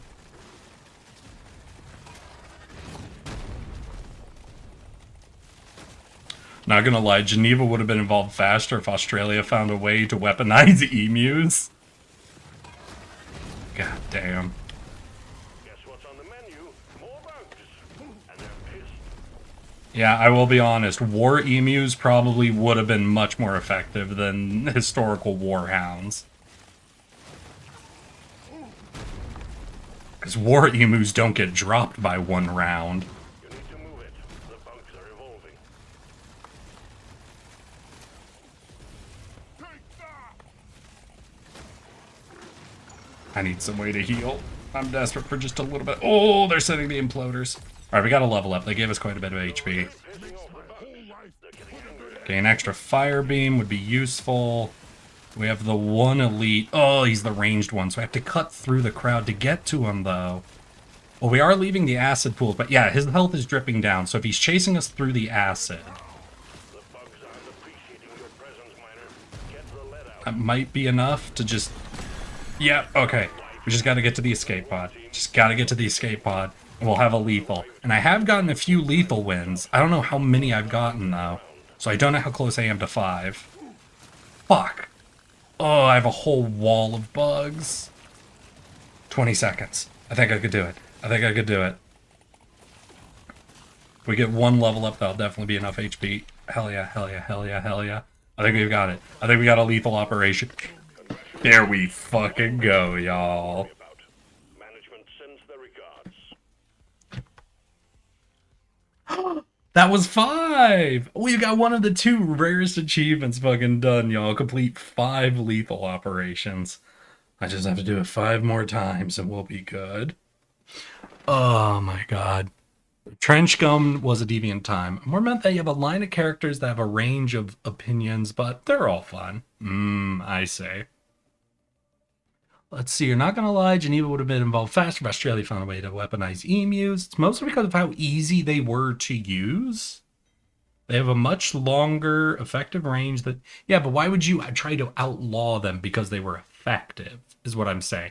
Because effectiveness was something that was being done essentially during the earlier attempts. For example, when the Catholic Church was doing it, when it was the concept of certain people don't have a right to be able to easily kill other people. You know, the idea of crossbows and guns making it possible for peasants to kill nobility in warfare. But for Geneva, it wasn't about effectiveness, right? It was almost always about collateral damage, was why they were looking at weapons. Chemical weapons, mines, nuclear weapons, that sort of thing was always focused about unintended fallout, you know? Do you remember the guy who stole a bunch of war horses to complete some challenge he was given? I don't know that story, actually, Rye. Let's say they had slam fire, meaning you could hold the trigger and it would fire as fast as you could pump. That's all. To be fair, we now have auto shotguns, right? So, I don't know how wild the slam fire is anymore, relatively speaking, but I got... Why did they try to outlaw trench guns? No AI, fuck off.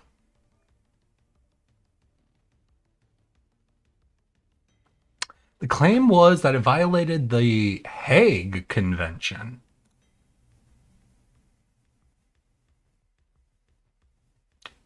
International treaties organized by the Permanent Court, 1993.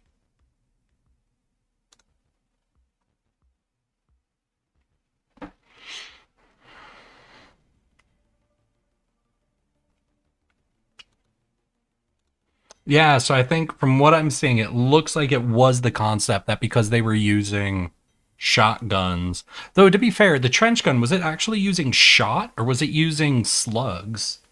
Because if it's using slugs, for example, then I feel like you're going to have a really hard time of saying it induces more suffering than a bullet.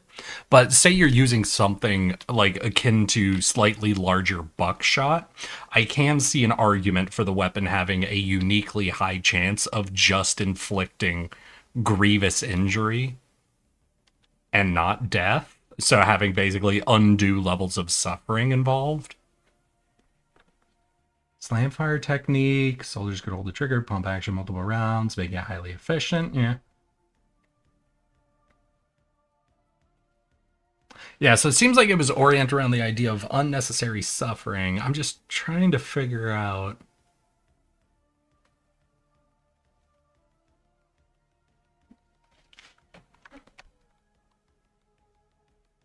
Oh, no, they were using buckshot. All right, no, I found the U.S. rejection.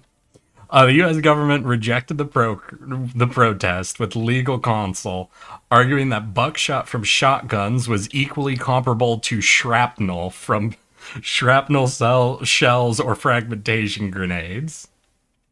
Listen, I say it is true, but I do think this is actually a case where I think it is worth arguing. I would say it's worth Germany arguing about it. I don't think they're right. I think ultimately, outlawing it for that reason wouldn't work. But I think there is an argument. But I'd say the argument is comparable to saying shrapnel shouldn't be used, which I agree. If we're talking about suffering, about inflicting suffering with minimal chance of death, like saying you could choose a better method that's less likely to cause maiming, like the odds of maiming versus death aren't reasonable here. Like if that is your goal, I can't see for an argument of saying, "Hey, you can't do this." But what I would say is, for example, if they were using slugs instead of something comparable to buckshot, then the argument automatically goes out the window. And to be fair, I feel like if you're using it as a trenching gun, like just finding the size of shot that everybody finds agreeable isn't going to do a lot to hurt your efficiency. Buckshot is bigger than 5.56 and the shrapnel concept is logical. Yeah. So ultimately, I agree with them ultimately throwing it out, but I do think there is an argument to be made if you want to make rules about reducing the difference between inflicting suffering versus inflicting death, an argument that says shrapnel and buckshot are unreasonable forms of weaponry. I can see the logical train in that. I can see the logical line through that. And welcome to the most unrelevant conversation for today's Dream Cheese Guy. Hi, first time chatter. I'm Eric. Yes, that one. I'm a pudgy little tardigrade who likes to play video games and gets suckered into the weirdest tangents by my chat. And welcome, welcome. I'm glad you have an opinion about our current topic. How are you doing? You missed us discussing the War of 1812. I'm sorry to tell you. Checking out the game, but I like good tangents. Hell yeah, my guy. Are you thinking of getting it yourself? I play a lot of roguelike games, especially those in the bullet heaven area. So if there's anything you want to know about the game or other games in this genre, feel free to ask away. I could give you a ranking list or tell you where this game excels or is outranked by other games in the genre if you're not too familiar with it. All the countries that have not developed cluster ammunitions are trying to outlaw cluster ammunitions. They don't like it when the big countries can kill a column in one strike. I think there's an argument that again, there's an argument. I don't think we've ever really outlawed a class of weapon for efficiency since, as I said, the Catholic Church made the attempts against crossbows and guns, but even those attempts ultimately failed. Even when the Catholic Church declared them illegal, countries still use them. Countries at war are not normally going to acknowledge these ideas of weapon being too efficient or too cruel of a death. Those laws don't tend to stick around. It is interesting, though, to see how many people are willing to acknowledge the laws around things like trip mines, chemical weapons, and nuclear weapons. The idea that people are more accepting of this concept of saying collateral damage is a little unacceptable. And because people tend to be more accepting of the idea that collateral damage is the one line we're willing to debate about, I feel like there's an argument about certain types of cluster ammunition being outlawed also being somewhat of a, okay, I can see the argument. For example, there's certain classes of cluster ammunitions that, because of how many clusters of explosives they're using, have a relatively high chance of misfire, which results in small explosives essentially being buried underground near the bombing site and not detonating until some unfortunate kid comes around and digs it up. And at that point, I feel like you can make a similar argument to saying the cluster ammunition is creating the same issue that landmines create. And in the same way, we don't want fields of landmines being left out in civilian areas after a war ends. We don't want to use cluster ammunitions that are going to leave behind large numbers of unexpended explosives. I feel like you can make a very similar argument there, but again, because it's a misfire and not an intentional thing, once again, kind of like with a shotgun, I feel like you're going to run into the argument of now having to say, all right, what's the exact number of misfires we consider acceptable? And as long as you hit that number, it becomes an argument of degree more than actual quality, right? It's not a question of whether it is illegal to use cluster munitions, and more so saying at this rate of failure, we consider it, not good. You know, it's funny. Auto shotguns were around the same time, actually, both designed by Mr. John Moses Browning. Oh, man. But cool, y'all. That's our first achievement of the day done, and we got it done with our lethal operations. That puts us officially at 280 achievements out of 300. Only 20 left, 7%. So let's get into some of the goofy ones. Someone call out one of our undone weapons. First weapon to get called out, we'll go and get it. More explode equals more ethical. Go boom the first time. Yeah. But again, that's more so what I'm saying is I could see an argument being made for clustering munitions, but it's mostly going to be oriented around the misfiring and not the proper usage, Again, that's the copium the Germans were huffing. They tried to use unnecessary suffering as an excuse. Really, if that were extremely effective, in my opinion. Because, it'd be interesting. You'd have to then ask a question, how would the Germans have felt about something? What would have been, the submachine gun at the time? Trying to think. Was this World War I or World War II? I'm trying to think if there would have been a submachine gun equivalent at the time. Last bullet hell game I played was yet another zombie survivor. I branch out a lot. How many hours have you spent on this one so far? Let's see here. For this one, one sec. We were actually talking about my playtime in different games earlier. Let me go to all games. One second. For Deep Rock Galactic Survivor, I am currently at 194 hours. I have 188 in Brotato, 147 in Halls of Torment, 111 in Vampire Survivor, and Where is Death Must Die? And 62 hours in Death Must Die, which would be kind of the big ones I would bring up in this genre. So if you want a good list of games to look at in the bullet heaven space, I would look at Vampire Survivor is the classic original one. Brotato is fucking cool. Halls of Torment is fun.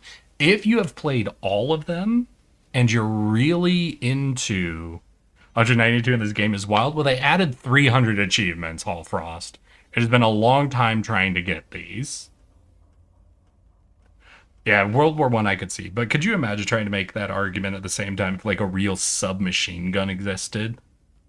Oh, you can't use shotguns, then someone rolls into your trench with a goddamn MAC-10.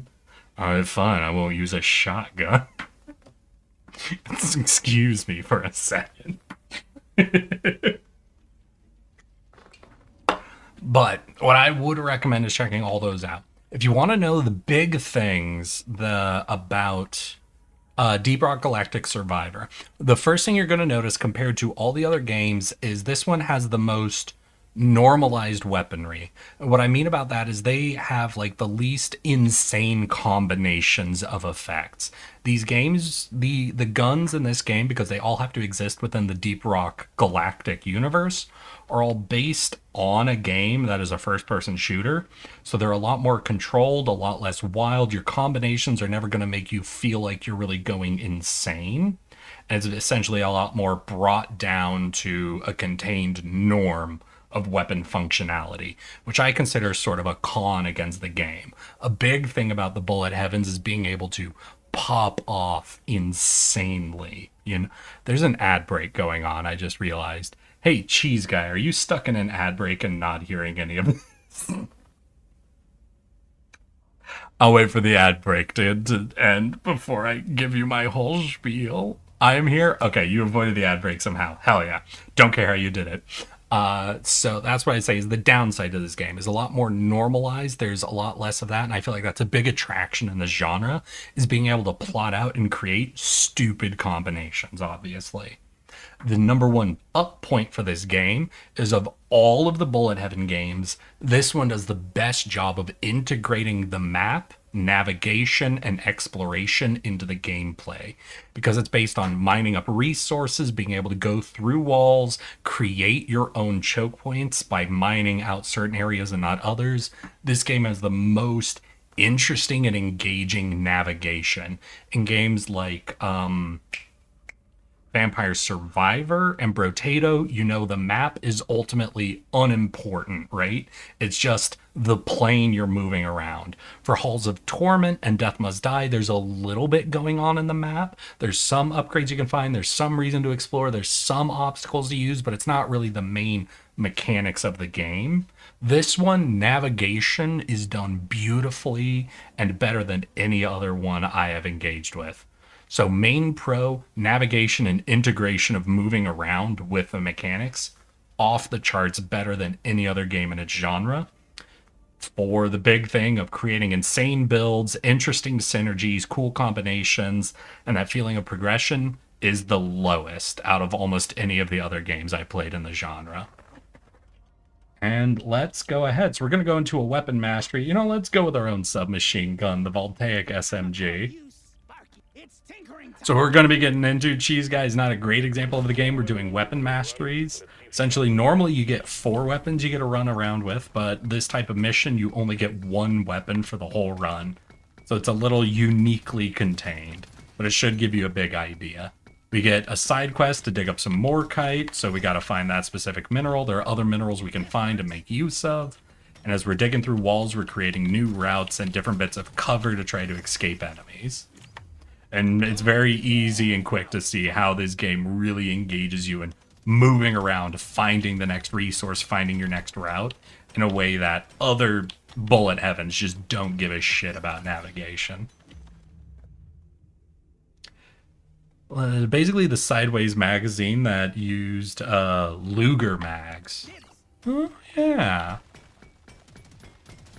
If you want to know, of the whole genre, the game I have enjoyed the most would probably be Death Must Die. It has a lot of Hades DNA in it, but it's still ultimately a round-by-round Bullet Heaven game, where Hades is more so your classic roguelike. Death Must Die is more so dedicated to being in this genre. It's got really cool synergies, very adorable gods, and a lot of insane synergies. The one thing, because of how much Hades DNA it has in it, that makes me sad, is their synergies are not as unique and dedicated as like the synergies in Hades is. But compared to other games like Vampire Survivor and Halls of Torment, the synergies in Death Must Die are insanely good. They go above and beyond. So that's been the one I've enjoyed the most. It's very middle ranking on exploration. There are interesting buffs and stuff you can find on every map, but they're very like procedurally generated, you know? They're not really unique. And there's not really obstacles or anything you're using about the map to encourage your gameplay. So better than Vampire Survivor and how it uses its map space, but not the best out there if you're really into the navigation and exploration.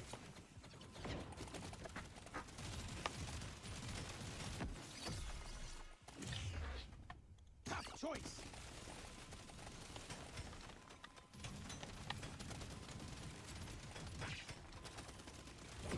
Get away from me! Get away from me! Nice. Let's see here, we're doing a weapon mastery. XP could be good. Crit chance would be okay, but it's such a low damage weapon.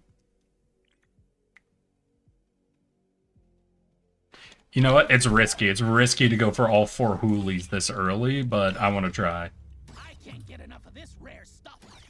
The scavengers lit up like a Christmas tree. Yeah, we don't have the elite spawned yet, so we do have a pretty good timetable to try and take them all out on. Stage 1 is hard. Stage 1 is hard to get all the hoolies, though.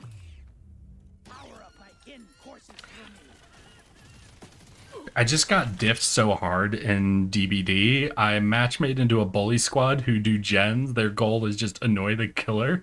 Luckily, I had a rando who actually wanted to do gens. Listen, I played DBD for a little bit. I have a problem with asymmetric gameplay games where I can never play the strong character. Like, I know survivors win more often than killers, but in my head, the killer is faster, able to attack, and has abilities, and players have none of those.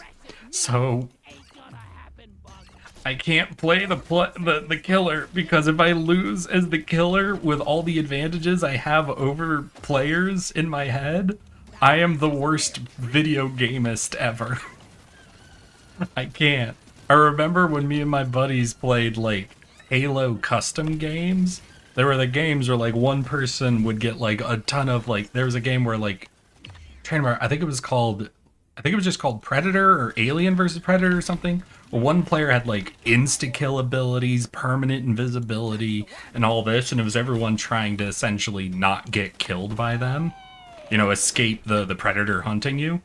And I hated playing that because it would always be random. And if I was ever picked as the killer, I'd be like, I'm gonna do bad, and everyone's gonna make fun of me because I'd be invisible and have insta-kill and all this shit, and I'm gonna lose. And I get nervous. I don't like doing badly when I have advantages.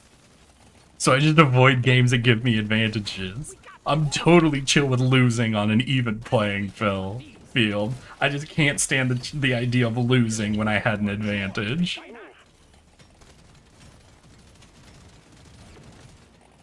Got the ad break later. Cheers to advertisers. Cheers. Unfortunate, but hey, cheese guy, if you're willing to hear me defend myself for running the ads, I don't even run the ads for the money.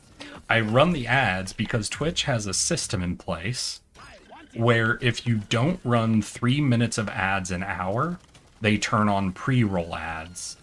And for me, the idea of rolling up to a stream that you've either never seen before and you want to check out, or of someone you know but you just want to pop in and say hi, and immediately having ads dropped on you so you have to wait 3 minutes before you can even say hi to the person or see what their vibe is, angers me so much that I just met the minimum requirements for them to allow me to turn off pre-roll ads. And that's the main reason I run. I think I make $1 a month from ads. I do it exclusively because I'm like, pre-roll ads are the devil.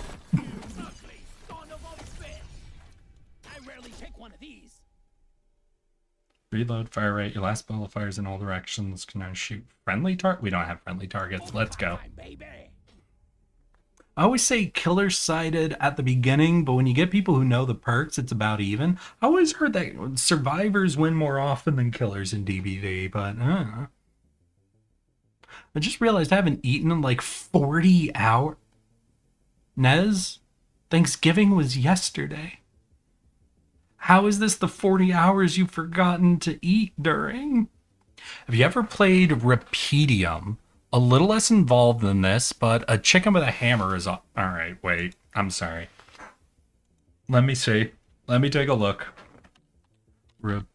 Is it on Steam? Repetium. $6. Alright. Fight against an army of elemental creatures. How are we doing? Alright. Ooh, kind of pixel arty. Alright. Action roguelike, roguelite. Alright, so does this have meta progression in it? Seem to be a chicken. That's pretty cool. No wonder your attacks deal 300% increased damage. Your hit points and shield are reduced by 90. Okay, classic. Ranged attacks now have an active reload. Killing enemies. Interesting. Currently in early access. Alright, I'll slap this on a wish list and check it out at some point. Yeah, I've not even heard of that one. Appreciate the suggestion. Yeah, no, then I'd say if you're really into the genre, my number one recommendation is always going to be Death Must Die. Even if you just want to check out their Steam page, see if you like the artwork. If you think you could get into it, that's been my favorite of these games that I've played so far. In 6 months, you can get a pack of 5 gum from our ad revenue. I appreciate that, cheese guy. I hadn't thought of it that way. Oh my god. I didn't make anything for Thanksgiving, nor was I invited anywhere. Oh, I'm sorry, Nez. God damn, I just wanted to try out Demi Dog. Everyone left. I don't even know the killer. Is that the new boy? I haven't heard of Demi Dog. Or is that Demogorgon? Wait, DVD Demi Dog? Yeah, it looks like the main thing I'm getting is Demogorgon. Okay. Do people hate Demogorgon? I don't remember him being hated. Like, obviously they need to nerf Pig, but beyond that.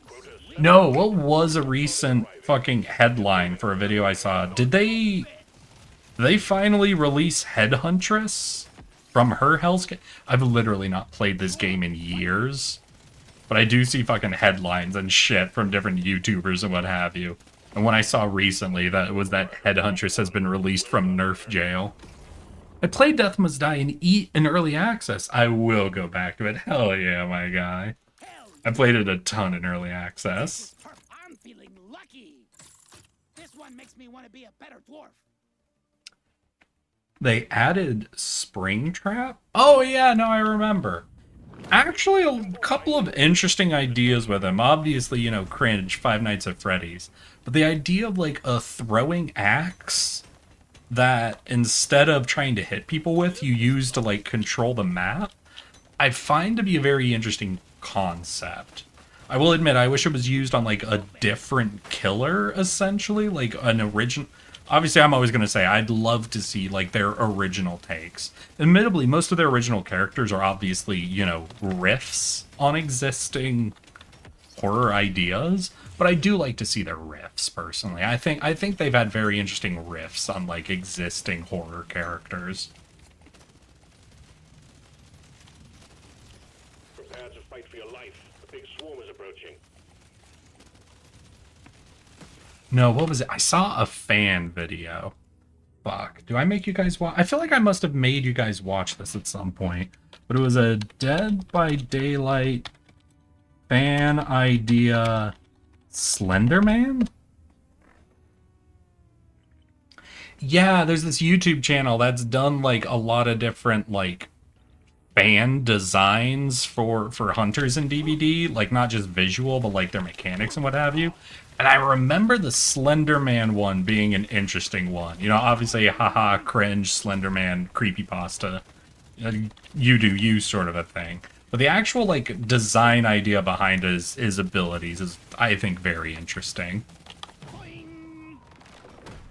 To be fair, like, a big core of his idea is the idea that Slenderman, by being a mimetic monster, actually changes the rules of the game. And I think a game like DBD, having one monster in it that fundamentally changes what game you're playing, could be really interesting. Very annoying on the release week for that character, obviously, because now you're only going to be playing the edited version of the game. But I think as one monster or hunter in the group, that kind of changes up the rules of how you play, I feel like is a good mix to have in a game like that. Time to redesign my model again? Oh, Yuri, you're not happy with your current guy? New hairstyle to show them cursed eyes. Ah, you're releasing the eyes from behind your bangs. I see. This is to go even further beyond, huh? Ouch, I might be fucked. Now they're sending the explosives after me. I'm below half health. Ooh, this is rough. I'm gonna get to the drop pod. I also want to get to a healing site.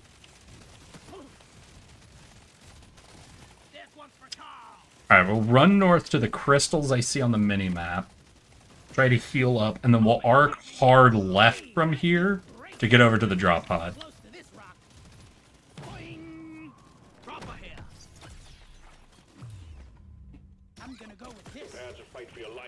Alright, there we go.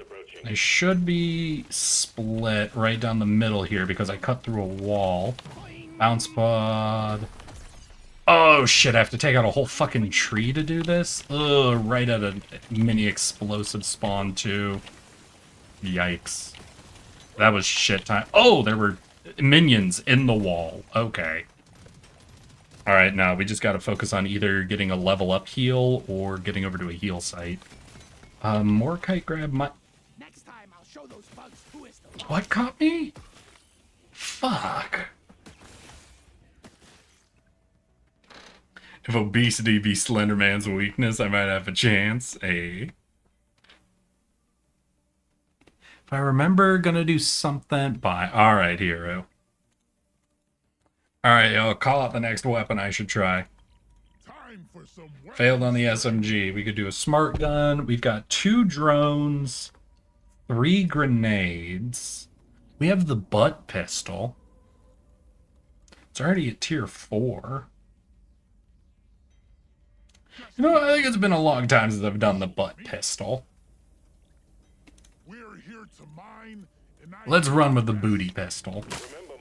And this time I'll remember, because what really fucked up the last time, I was doing really well on the Mastery 5 for the butt pistol. But then I took the upgrade that let it shoot in both directions, thinking it would be able to target in front of me, but still only targets behind, while having an incidental shot in the front. So I ended up running headlong into enemies I thought would be dead.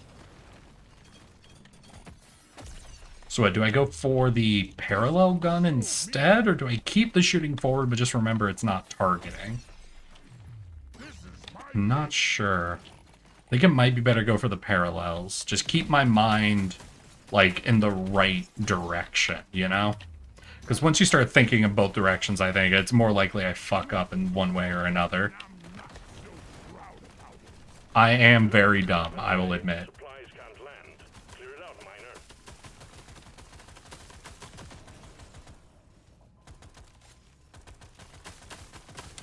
I don't know. Do you guys remember playing Cube, though? I feel like I did pretty well at Cube.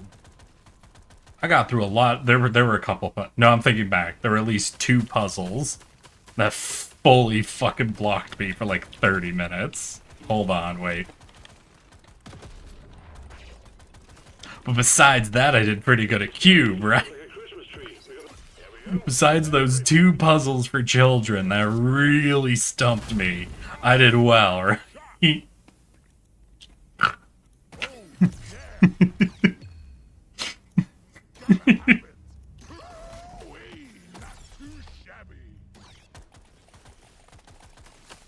Yeah, I think you guys are secure from me ever pulling a pirate software on you, don't you worry. I know the truth. You all want me to fail. For my build.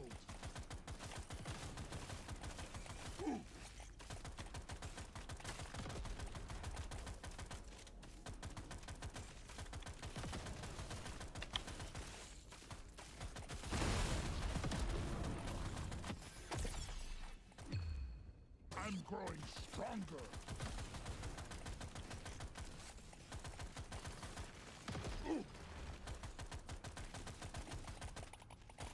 Hell yeah, we doing good. And I must have you guys really entertained, because none of you are bringing up weird historical facts and trying to get me off on a tangent. No, I guess now we're on a DVD tangent for the most part. God damn it. Why do you guys never want to do a Deep Rock Galactic Survivor tangent? At least the new guy wanted to do a Bullet Heaven tangent. God damn it. Keep it on topic. I'm a better dwarf than you. I'm clocking it to 11. Oh shit, we have elite spawn. Sorry, I gotta do the slow booty crawl. And make sure I'm shooting them. You ugly son of a... One of them's a tank too, god damn. I mean, I'm making a list of food to buy for dinner. It's mine. I'm glad. You gonna be cooking something, or are you gonna get at least one thing pre-made since it's been 40 hours since you've eaten? I'm raring to try this out. The storm is... I've been working through stew for a bit. I got sent a thing of like stew beef, right? and I made up this stew that was ground beef, beef stock, and then I had in it potatoes, tomatoes, celery, green beans, carrots, onion, and garlic.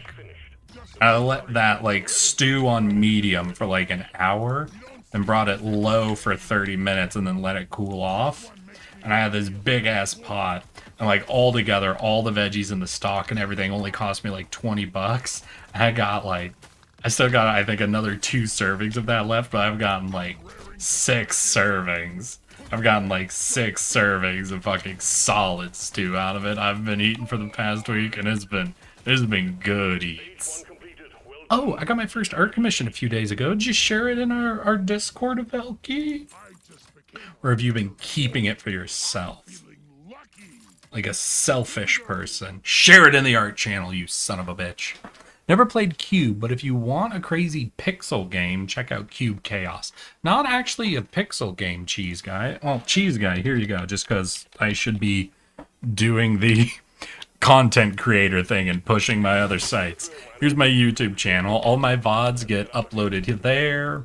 We're live there as well, but you also get shorts and all of my past content that Twitch deletes after like 3 weeks. So if you want to see any of the other playthroughs I've done, any of the games I talk about, any of my short or long-term content, feel free to check out my YouTube channel. There are many game series that I fucked up when doing uploads for, though, and will be missing 1 or 2 episodes from the whole play session. Sorry about that. Hasn't happened since I've started restreaming, you know, where I stream both at Twitch and YouTube, but a few of the older series are missing a couple of episodes. Ain't much I can do about it at this point. It's not safe for work? Oh. I see. I understand. I appreciate that, Avelki. I appreciate your candor.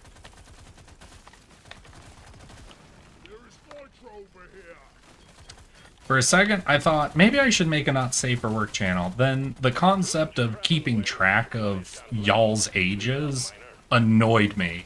Just thinking about doing that annoyed me, so we're not doing that.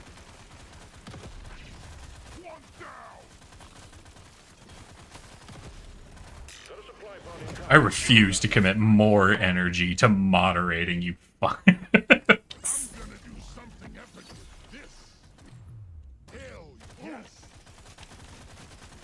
Alright, so we got flamethrowers, and their starting upgrade is double beam. Interesting starter. Ooh, I might be in trouble. I'm a little cornered. So we do have some red sugar on our path out.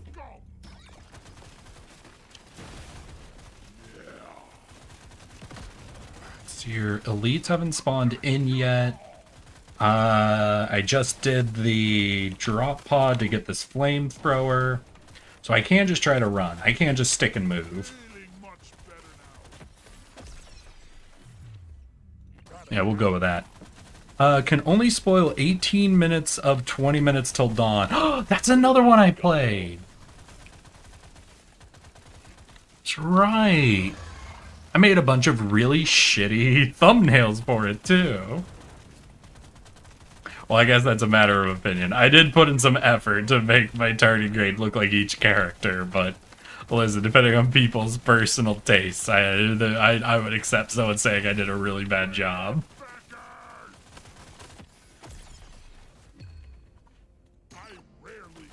I have gotten better at Photoshop over time, but those are not the pinnacles of my abilities.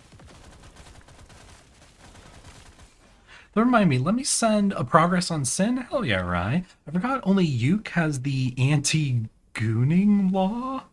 Wait, the UK has the... Oh, right, in the UK you need to prove you're 18 in order to goon. I also forgot about that. Probably because I don't live in the UK. Oh my god. Let's do the turret follow.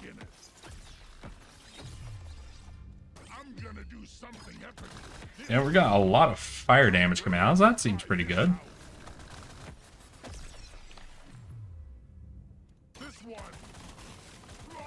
Admittedly, getting even more range on them would have been cool, but like that was an epic fucking status effect damage buff. Which is where a huge portion of our damage is going to be coming out from. Oh shit, we even got a box? Hell yeah.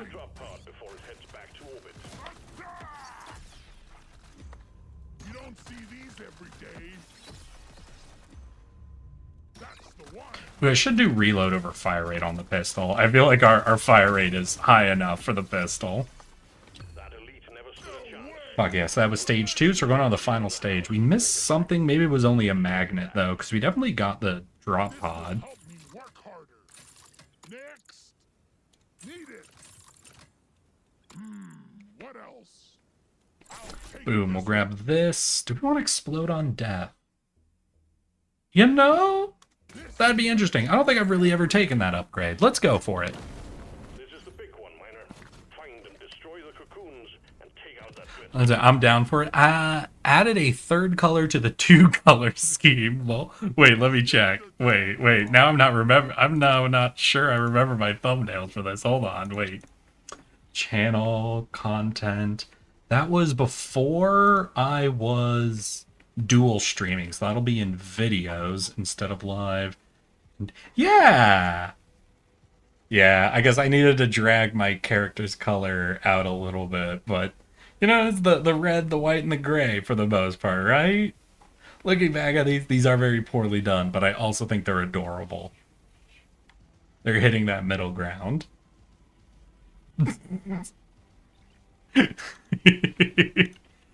Thank you, cheese guy. I appreciate you making me look back at my old goddamn thumbnail. Those aren't even my oldest. God, no, I don't want to feel bad today. I'm not gonna look at my actual old work. You're cute with your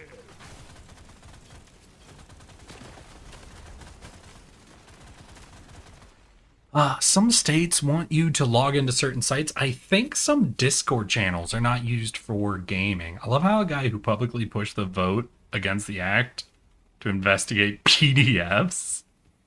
So I gotta dip. Need to get up early tomorrow. Hey, take care, Rye. And good work on your fucking Sid mask. I cannot wait to see that thing.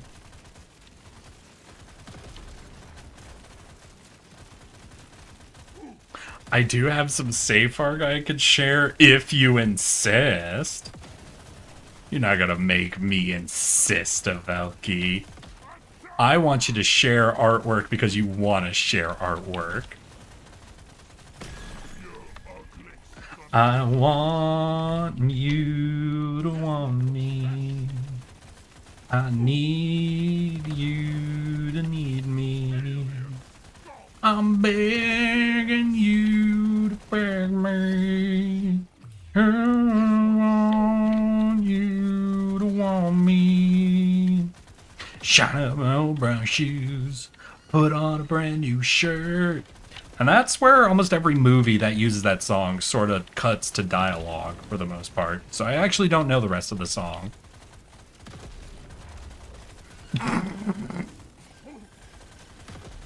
And I say that and I realize I think I only know 2 movies, and they were both rom-coms that my mom liked. Think you can kill me? Which means some of you might be able to identify movies my mom made me watch. Who out there thinks they can identify what rom-coms I've seen by the fact I know that song slightly? Never felt that, It's a very challenging game. Get the landing zone cleared. But I'm not gonna go easy on any of y'all. None of y'all go easy on me.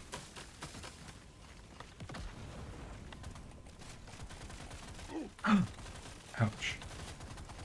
I'm very hurt. I need to find some healing. I'd like to be topped off before the big bad... Ooh, I'm cornered to hell. This is really bad. This is... Oh my god, look at all those projectiles. Holy shit. I've been dreaming of something like this. Okay, we are in a lot of trouble. Okay, heal got us a little bit of health.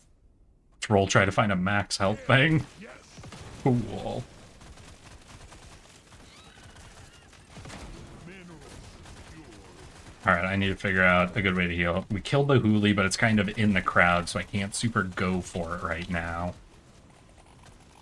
Gotta make sure to keep stutter walking, so I'll drop my turrets more frequently. Damage seems solid. We got a little bit of healing here. We haven't gotten through the last egg, so we won't accidentally pop this by running through the area. Oh my god, did the last egg just pop as I dropped a turret next to the final bot? Oh my god. Fuck! Alright, let's go try to get to the Huli chest. And figure out some way to heal. We might have used all the red sugar already on the map. We still have leveling, which we can use to heal. We can still search for max HP upgrades, but ugh.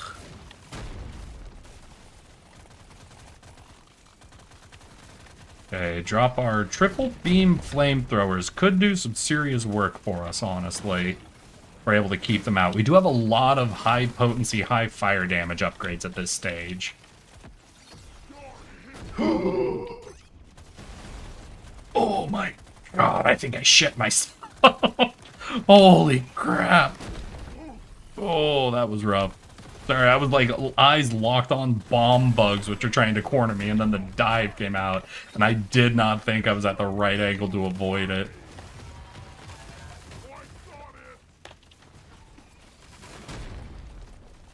Alright, well, he's below half HP at least. Honestly, we're not even at threat 1, and we have him below half HP. It's looking... We're doing great on damage. Survivability is obviously where we're weak on, but we're doing insanely well on damage, I think. If I could get another level up for one more, like, juicy heal, hell yeah. 1 HP, HP. HP or armor? Fuck. Alright, we'll do range, makes it more likely our turrets get him. Yes! Killed him. Alright, so we gotta move through the crowd to get to the drop pod, but that's all we gotta do. Let's get some movement speed. Oh my god, that drop pod position. Achievement number 2 down, y'all. Let's fucking go. That puts us at, what, 281, I think? Yeah, 281 out of 300. Only 19 achievements left. We're officially below 20, y'all. Fuck yeah. So, what do we got? We've got... I have to do Lethal Operation 5 more times. We have all the remaining weapon masteries, which is 1, 2, 3, 4, 5, 6, 7, 8, 9, 10, 11. 11, 12. So I'm still missing... What? Right, the 250 crit chance. The fire 250,000 bullets as the weapon specialist in a single dive. And complete 100 dives. Okay. Okay. There's also the twofer. I'm remembering now, the gear one that I was not able to pull. I wasn't able to pull off the no gear one, right? Let me look. Let me look. Complete hazard 4 with no gear. Complete hazard 5 with no gear. All right. We've gotten a couple of successful achievements. Let's go for the hard one. Let's go for the hard double up achievement. Well, yeah, we'll go with our recon guy since he comes in with the 25% dodge. Already has no gear. We go to hazard 5, and we're going to make an attempt on it. We're going to make the honest hazard 5 no gear attempt. See if we can't pull off 2 achievements and make today a very successful day.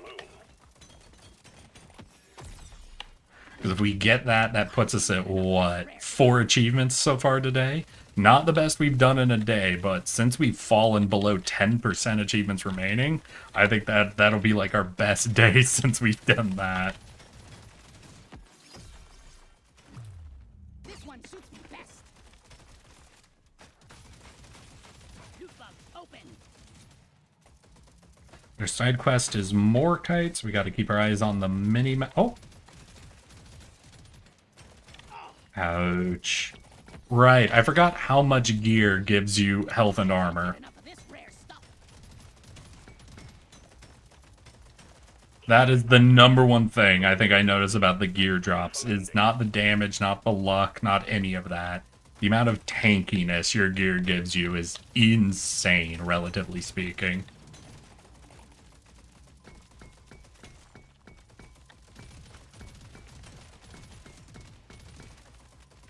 We'll get that, and I think we'll just keep looping the whole crowd between these two Morkite sites until we get up to our 20.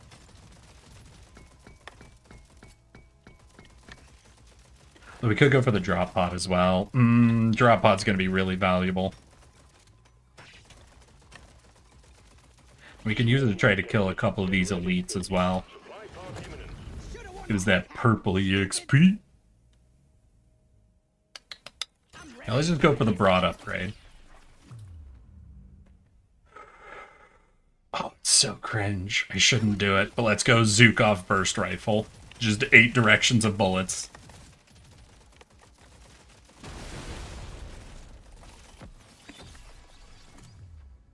I'm a better dwarf than yesterday. What are we at? 18 Morkites. I just need 2 more, so I think 1 hit up at that site should do it.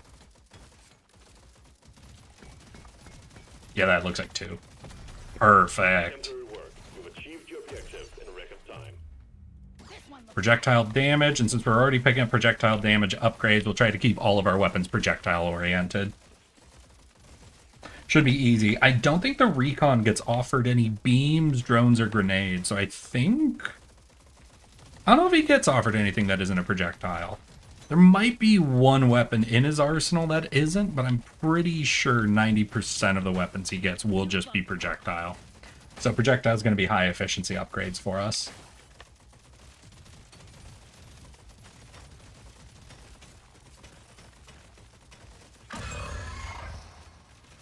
Oh my god, they had to do a fucking bomb, dude. Is the first guy on this attempt? Oh, the game hates me.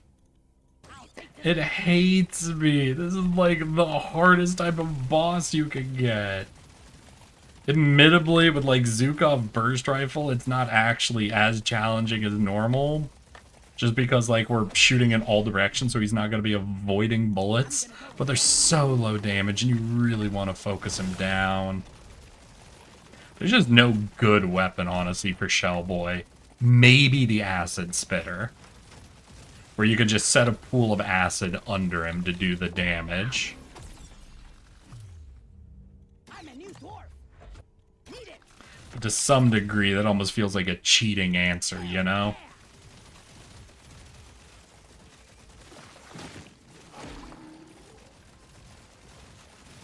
Come and get me, you big fucking bum. Let's show them some pie. Got a little bit of red sugar. I see a purple EXP. Ooh, okay, we'll get some cold. Fuck. Just give us a little bit of crowd control, essentially. Yeah, damn. I shouldn't have gone for the burst fire. This is the same gun I already have twice, so we're just extra weak to everything we're weak to. To be fair, the slasher we do have almost dead, but we do almost no damage to roly-poly.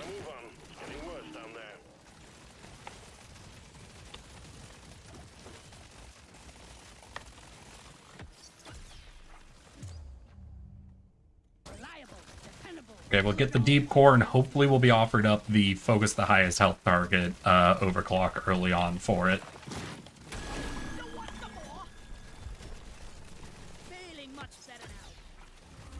Be happy you can't see my scanner. It's calling But to I me. advise that you Yeah, we gotta go for the overclocks. I kind of wanted the broad stat boost, but I feel like we have to get through our overclocks early for this. With no gear.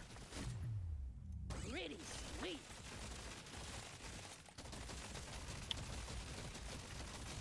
God, where are we at? Threat 3, and roly-poly isn't even half HP. We already can't cut through the crowd to start dealing damage, so if he stops in the midst of the crowd, there's not a lot we can do to him. Now, we did get a lucky, I think, double explosion on him. At least one of those 2 bomb bugs got him. Yeah, we can only get a few shots off before the crowd engulfs him. Time's running out, Miner. The bugs are getting worse. Bingo!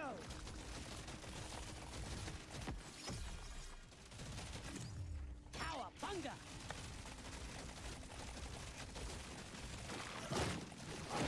Eh. Fuck! Holy shit! All over, Miner. Alright, we'll take another run. And I just think I can't do it with the recon guy. He comes with a great thing with his starting stat being the plus 25% dodge. But he's just... his weapon just can't work as, like, It's always so beautiful here. a dedicated, like, solo weapon, you know? Next. Like, I don't know if it's, like, the weapons he's offered or what it is, but he's just... it's so low damage that because you have no gear, you're so weak in the early stages that depending on what bosses they send out, you could just lose based on what bosses are chosen, no matter what decisions you make. And I'm off to buy food. Have a good night, Eric. Hey, you have a good time, huh? And keep yourself fucking fed, my dude. Please, I'm begging you. I might not have a lot of work for my mods, but I do care about them.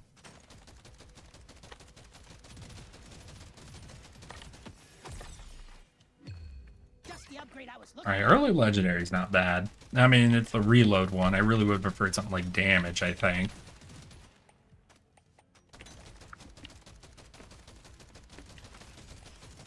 Fucking hell. Hold you on for the next 41 hours. Supply pod ready for insertion. Yeah, I eat once every 3 days or so, right? That's how the human appetite's supposed to work, right? Fuck, who was it? Was it Argon? Which one of you had a literal brain tumor that prevented you from entering REM sleep for a year? That's hell. That... Listen, I know whoever that happened to, I know you're already aware that that's hell, but I just feel like I need to state that that is hell. That is a version of actual hell, I think.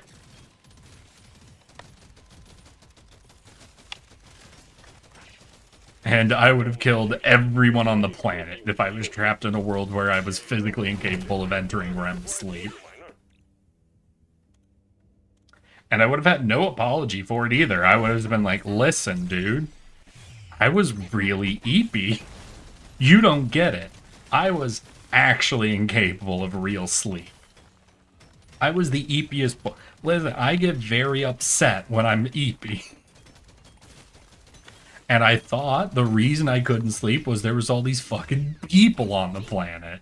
So I decided to fix the problem. Turns out it wasn't the problem. Turns out it was a brain tumor. Oh, I needed that. Which in hindsight makes a lot more sense. But in my defense, I hadn't slept for real in 3 years. I feel like there's a certain level of excusability at that stage. My partner's eyes don't close fully. The eye movement freaks me out. I don't know. I would have a hard time not making jokes to myself, you know? Like, holding up a picture as their eyes were moving around for, like, sleep reasons and being like, damn, girl, what you looking at? Stop looking at this picture of this young lady. God damn, this is just a streamer. Why your eyes moving like that? You're so inappropriate, babe.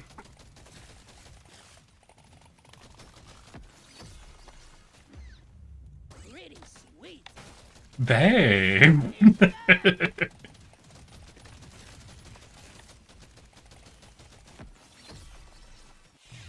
This works. But I am a goofy little guy, so, you know. You know how it is.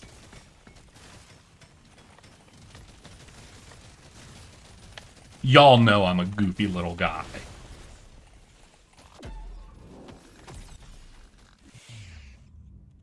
Just what I needed. Top choice. This is gonna change everything. Yoink. Now, let's see if we can line up both of them to get... Oh, fuck. Lined myself up. I think I got him with 3 bomb bugs, though, in that rotation. That's pretty good. Got another 2 over here, so maybe we can rotate them around to get them caught up on another few explosions to give me some more freebie damage, essentially. Now this is a rare treat. Because, Lord, I'm not dealing. Ooh! Alright, or we get a sniper rifle. Alien scum. Give me that. Shoot to kill. I think the sniper rifle might help quite a bit. Hopefully we can get it fully upgraded, but you can get, like, the sniper shotgun version. This one's for Carl. I'm a new dwarf.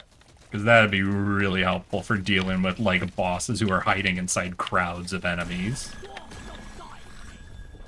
Objective completed, Miner. This your freak. To the drop pod. Okay, we'll get that. We'll try to get a little bit of free healing before we head to the drop pod. Hell yeah. What do we got? We got a purple, another purple. Yell it out if you see any more purple EXP. It's gonna change everything. Not seeing it anymore, so we'll just bail. We'll bail with that. That's good enough. One completed. Well She talks in her oh no, wait, her eyes move and she talks in her Hey buddy, hey cheese guy, you don't happen to be a fan of Creepcast, do you? Because hearing that just made me think Aruga, Jamaica, ooh, I wanna take ya. Bermuda, Bahama, my pretty mama. that's alien. You can influence conversation if you talk back. Oh. I think we're actually There's a woman at the bottom of the stairs. I see. Ma'am, have you perhaps tried not giving me nightmares? That'd be greatly appreciated.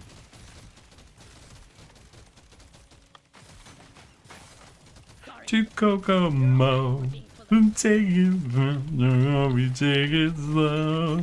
I used to talk in my sleep. I can't even fucking imagine having to deal with someone who talks and there's like a few ways of someone talking in their sleep, but that's fine. Like, I don't know. Do they call it talking in your sleep if you mutter?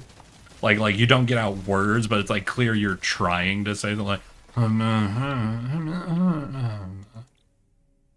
yes, I see. Does that count as talking in your sleep? Ready, Miner. Because I feel like I could stand that. I feel like I'd be able to listen to that and not be horribly terrified. But I do feel like there's a point of full sentence structure where no matter what's being said, the fact that it's a sleeping person saying it inherently makes the... Like, you know how horror movies do children's songs? And how there's just something about the setting and putting them in a minor key that just makes them immediately horrifying, right? I feel like that's the same thing about the ability to speak and being asleep. That's the wrong setting for that. That's not when this is supposed to happen, ma'am. Ma'am. Hey, listen. None of that here. It's sleepy time. Unless the words coming out of your mouth are one sheep, two sheep. I don't want to hear them. Ma'am. None of that. We watched the Scream movies on Halloween. I fell asleep halfway through 1, and I woke up in 3, so I sleep deep. I do be sleeping like the dead, too. The real tell, the like easy tell is asking someone if they can sleep on airplanes. If someone can sleep through a whole flight, those tend to be fucking heavy sleepers, and I 100% sleep through flights. feeling much better now. According to my dad, as a kid, there was one time he came to wake me up, and I sat up and had a conversation with him without waking up, which is hilarious to me. No, what was it? I did irritate some of my family because I like sleeping a lot, and nothing ruined that. Not even as a child Christmas. Nah, I confused the hell out of my parents when they would have to wake me up at noon on Christmas morning and be like, hey kiddo, aren't you excited to go down and open your presents? Sorry, Lily. Yeah, Your own fault. once I'm done sleeping, you asshole. When it's your dad waking you up because he wants to open presents on Christmas morning, that's when you know you're a bit of a weird kid. Mumbles do count. Damn. Okay. Yeah, then I'd say that'd be the only type of sleep talking I could mentally stand. I don't sleep on flights because I'm afraid I won't wake up.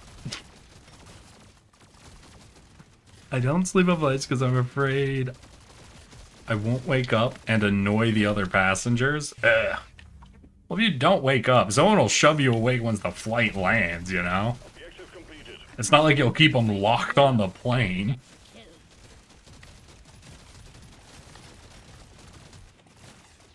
My dad did tell me one time we were on a flight together when I was young.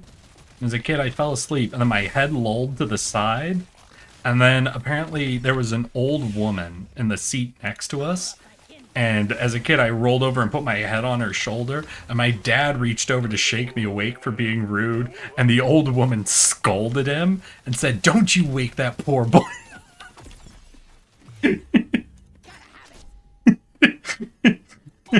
Oh my god. I'm just a sleepy guy. I'm a sleepy guy who doesn't get enough sleep. That's just me. That's the real facts about it. That's a tardigrade fact you might not know. Tardigrades? Sleepy guys. Sorry, I just put like a lot of emphasis on something that I need to. How long do tardigrades sleep?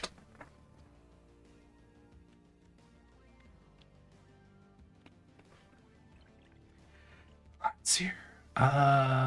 Do organisms like bacteria or tardigrades sleep? Yes, plants too will stop photobacteria and become periodically dormant during that time. They don't undergo cell division and their metabolism slows. While details about tardigrades is not well known, the Caenorhabditis elegans, a threadworm, extremely popular in biological research, does sleep.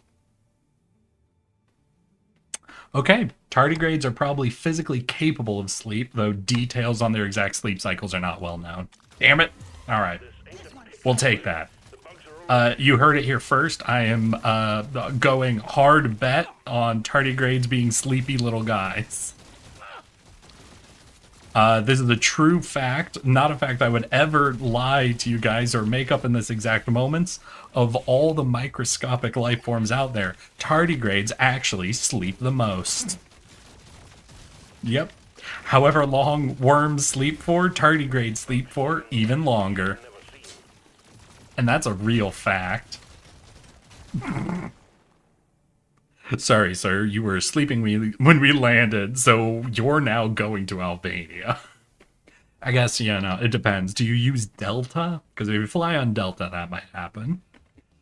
You like those cat videos when they think their 15-year-old cat that does, and then they wake up and want a snack? Ah. That's just a theory. A tardigrade theory. And I can't believe they left, like, game theory as a channel after MatPat retired. I feel like maybe they should have retired the channel name as well, you know? There's just something wild that there's just some guy out there who's now saying the phrase, "That's just a theory, a game theory." I don't like that. I don't like that detail. I wasn't even a fan of game theory. I just don't like the fact that that's happening now.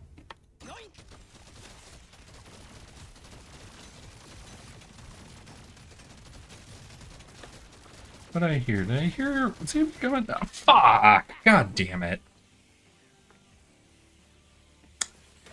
It is very shocking how important gear is. I am shocked. Alright, I'm making one more run. We're making one more run at 0 gear. Then we're going to go back and do another weapon mastery. Find the dreadnought. Eliminate. Well, they survived being frozen, so that's like sleeping. Damn, are we about to get into the bears hibernating isn't sleep argument? I think I heard about that recently, that people were fucking getting upset that hibernation isn't literally sleep. And it's like, I don't know if I want to weigh in on that topic. That feels too much like a fucking the dress is blue type of argument, where there's a lot of emotions and not a lot of reason. There's a lot of people staking a lot of argumentative energy on something that really doesn't matter.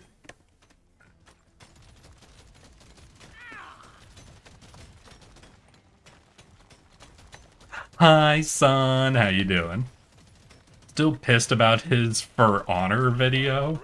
What was his theory on For Honor? No, wait. Okay, wait. I don't want the answer. Can you tell me what he was looking at? I want to see if I can guess what the video was. For Honor's a bit broad. I need just something a little more specific than For Honor. Do bee ant queens sleep through winter, or I think they also do hibernation? Though they might be doing like a more aggressive form of shutting down, you know? Again, it won't be like sleep. Like, it won't be a restful sleep. It'll be more so, you know, like hitting pause on your video game. Lock up and get ready. God damn. This is a crazy amount of bugs. I was doing fucking difficulty 5 with the solo weapon shit, and it didn't feel like there were this many spawns. Yes, please.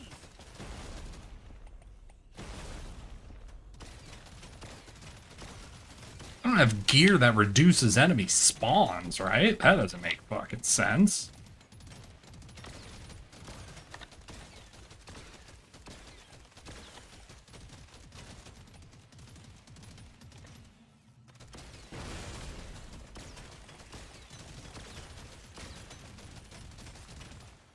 There!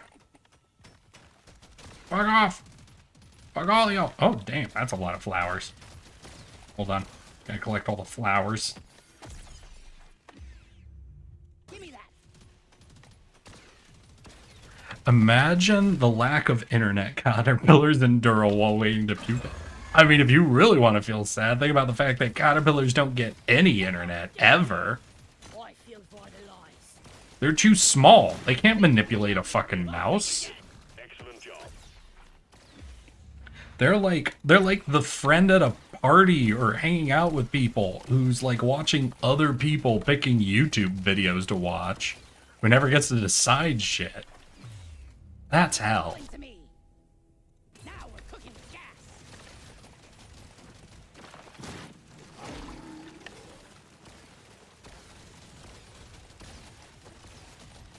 Could you imagine never being able to pick what's on TV, but knowing that it is possible to pick what's on TV?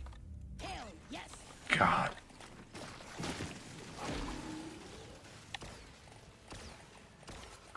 Well, they be munching on leaves 24/7, so that's gotta be a little entertaining. I don't know if I ever felt entertained while munching on... No, I have. No, definitely. There have been times where I've eaten whole heads of lettuce, and it was funny as fuck. Shit. No. Yeah, eating leaves is funny. You right. No, you right. You right, though. I got it in the mouth. You wouldn't think just eating a leaf would be funny, but goddamn is it. Go to hell. Suck on this, you freaking. Listen, if you're ever willing to risk the diseases, another fun one is barehanding a cooked steak. Oh.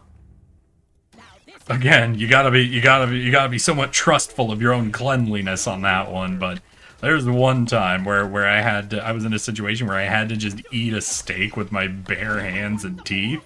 And let me tell you, there's something primal about that shit. There's something that tries to awaken in you when you gotta do that. Do it once. Learn the truth of what's inside you.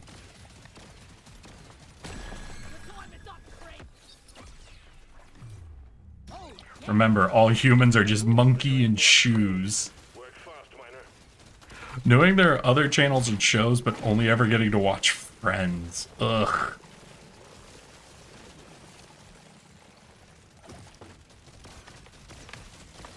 I feel like that's gotta be some sort of FBI torture thing, right? Friends reruns? Ow, a Jesus. This is growing out of hand. Get it done, miner. Yeah, well, I'm sorry. You threw literally the rarest fucking spawn enemy at me. trying to kill him is hell. Luckily, though, I do have, like, very hyper-focused damage.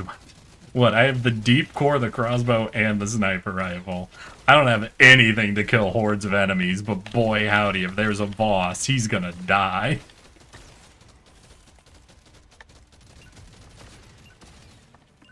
Alright, we're gonna have to spend gold on health. And what last weapon we want to get, if we were offered the bug zapper, would be a really good fill-in.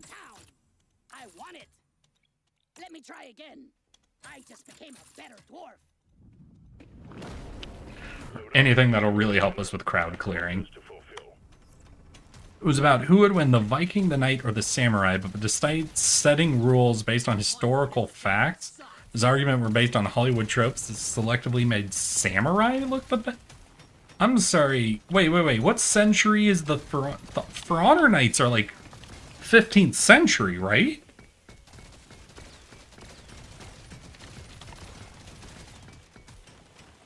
I'm pretty sure the For Honor Knights are full plate mail, right?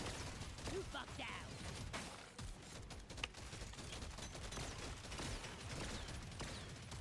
Because listen, if we're talking about knights from, say, the Viking era, I'd say there's probably an argument there. If we do Viking era knights versus Vikings versus the same, like, era equivalent samurai, I think samurai might be on some pretty even footing there. But that's mostly because everyone in that scenario is using chainmail. No one's got an aggressive technological advantage on anybody if we're doing that restriction. But I'm pretty sure in For Honor, they're fucking wielding plate mail, right? Because, like, I'm sorry, the samurai,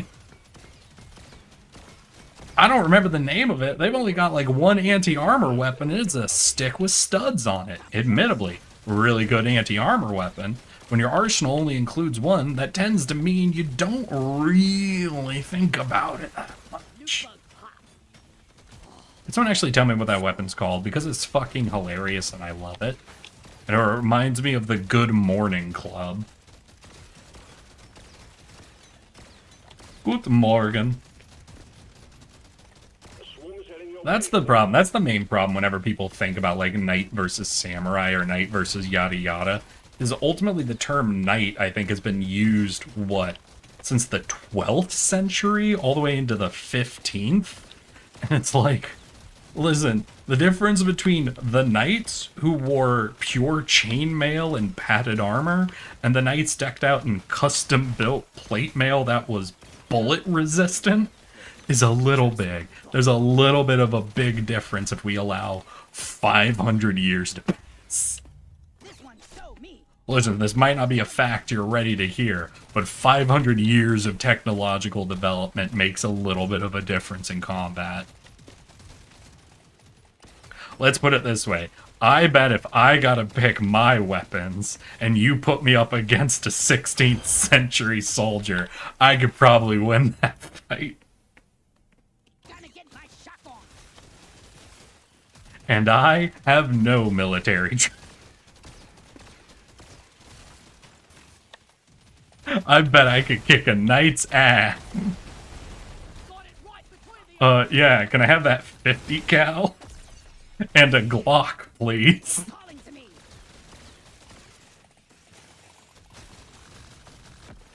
This knight doesn't stand a fucking chance. Samurai have shorter swords called wakizashi that could screw you up just like the Europeans. One point the armor outdid the weapons, and the best way was to wrestle the guy over the ground and poke his eyes out with a knife. Well, no, the big thing you see at the point where plate mail started being universally adapted is that's where you saw formation shift away from things like the shield wall formation, which is what the Anglos had been using for a long period of time, and they started shifting into a looser formation, because within what you have is plate mails, soldiers wielding weapons like halberds or warhammers, things like that, where you would still do a level of formation fighting, but it was much looser because you needed to basically deliver heavy blows. Like, if you ever look up HEMA tournaments, where you have people wielding, like, you know, blunted weapons against real suits of armor, essentially, you'll see them just fucking smashing people's, like, helmets and shoulders really hard with pole arms that are basically just meant to do that. And that was the big thing, because you could shatter a dude's shoulder or straight up give him a concussion with like a good whack with something like a halberd. And then once they're down, the truth is half the time you didn't even want to put their eyes out with a dagger. You want him on the ground, unable to breathe, you tie him up, and then you sell him for a lifetime's worth of gold. Because if they had plate mail on, the ransom for him would be worth more than a peasant would ever make in their life.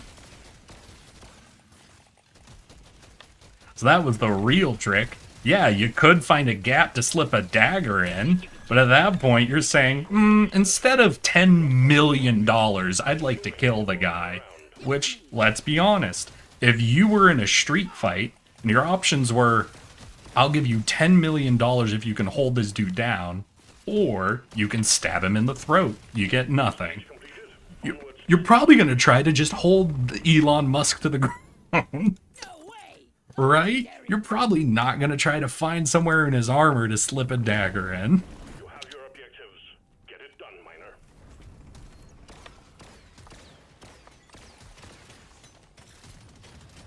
I mean, hell, the main, like, the reason that, like, the biggest tournaments were, like, lancing tournaments, like, everyone's aware of, jousts. That was really how you killed a guy in armor. You got a whole horse running, and then you focus that onto a very thick spear, and then that you could put through a breastplate. And even didn't actually puncture, you deliver, what, the force of a goddamn car crash into someone's chest? That'll put him down.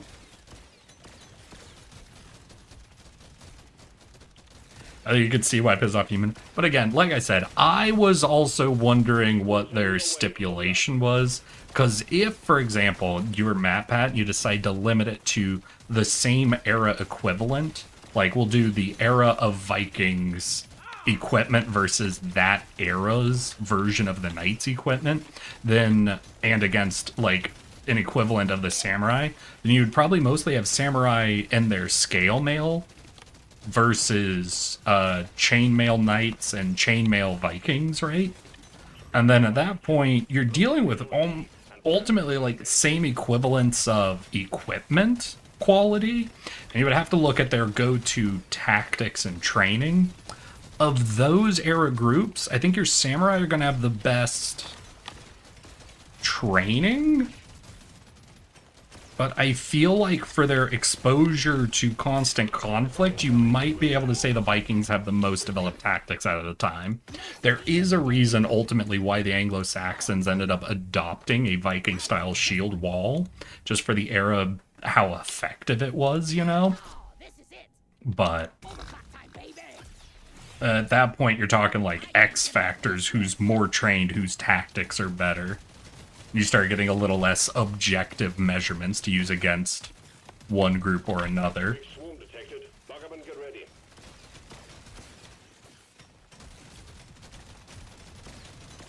Now, one of the more interesting examples has got to be like comparing Japanese fortifications against European style, just because of the stressors they were under.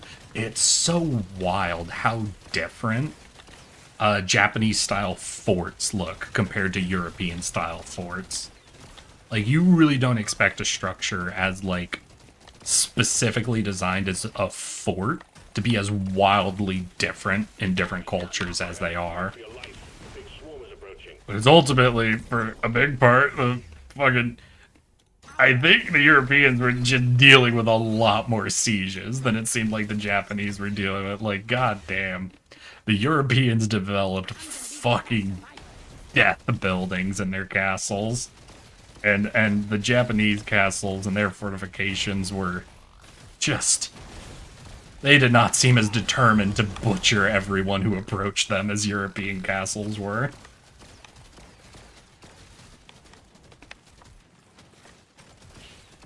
European castles seem to be designed behind the concept of everyone who approaches will die.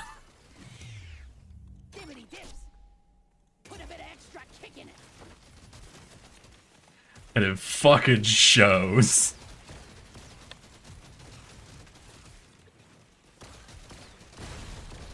Like, I can't imagine before cannons being introduced making sloped walls. I honestly don't understand how that fucking happened in Japan. Listen, once cannons start shooting at your walls, I can see why you don't want that shit straight anymore. Listen, I get it. That's not gonna work against a bombardment. When your main issue is people trying to run up the walls to get inside, putting them on a slope is goofy.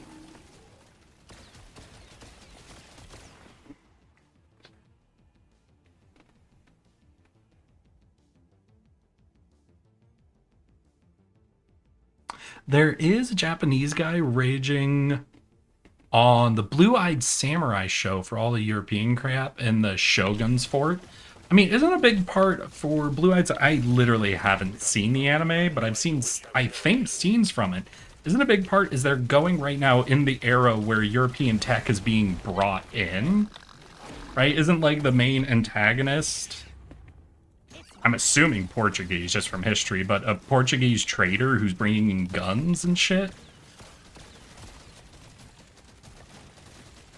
Like, if there's gonna be the point where European stuff's being introduced, it would be now. But also, it probably wouldn't be fully applied to, oh, fuck me, fortifications at this stage. God damn. I died again. I think he was Irish. Oh.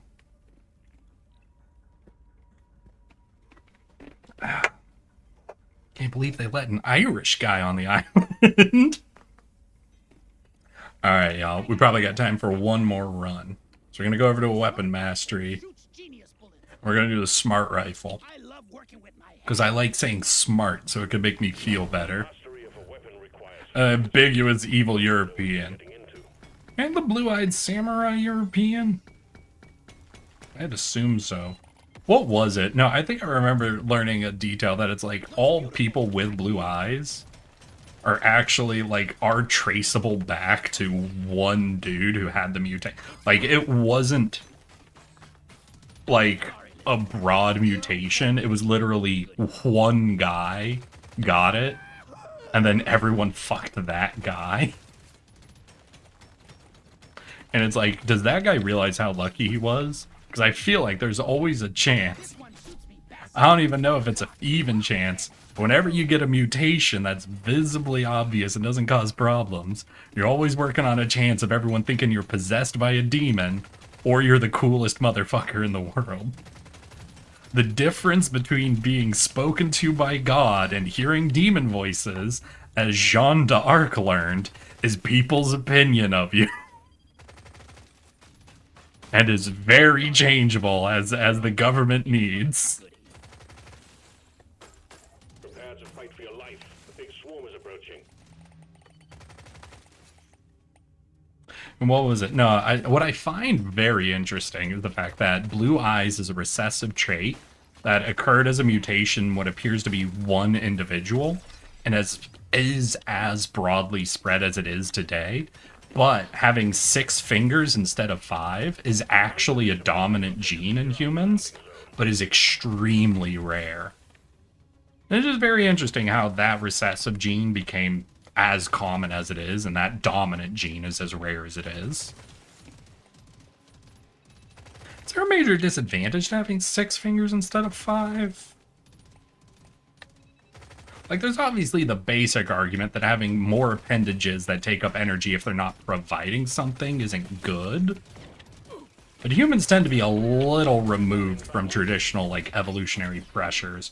For us, we get to keep a lot of things that aren't good as long as they aren't actively detrimental, you know? Neat, I got blue-green eyes.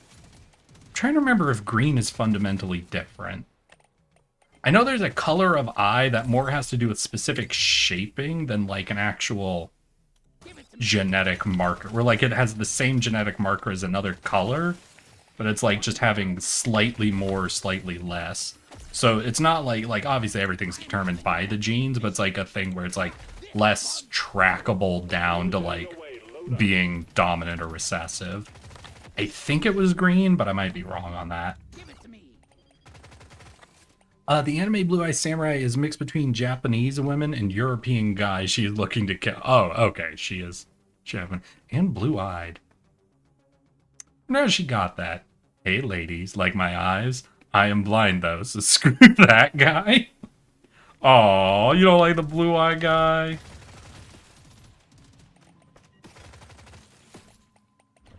I have blue eyes. Boom, baby! Huzzah for that guy. But no, that's I think a very funny thing, because most genetics you really think of being like, oh, it's tied to this. Like having blue eyes means you have better vision in a region with lower light, like with certain levels of light, and it's like, yeah, that's technically true, and maybe there would be some evolutionary pressure to that. However, since we could trace it back to one guy, nah, the main thing is just blue eyes look nice. Hate to break it to you, but the fact that it's that trackable means it was not it was not a natural selection thing. That was 100% blue eyes look nice. People saw it and was like, yes, that one, please. Waiter, more blue eyes, please. If you want to use gloves for winter, have a job that needs to wear gloves, it's more expensive since you have to cut customs.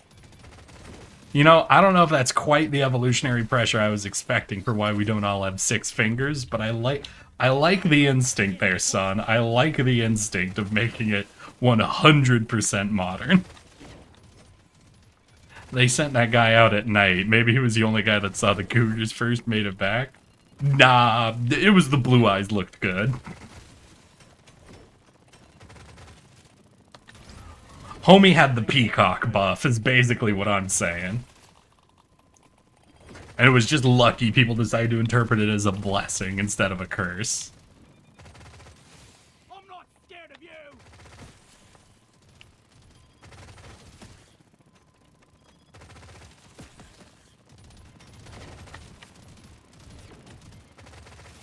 I'm not scared of you! I'm trying to remember. There are also some theories about why right-handedness became dominant. And it was something about the way we use tools. I'm tired of natural selection. I want unnatural selection. That might be why most people are right-handed, actually. Wait, 1 second. Why are most people right-handed? And I think early tools theory? Because there was something I read about a long time ago. Stick with 85%. Lateralization of limbs, bias towards one side, the other, usually begins in the brain.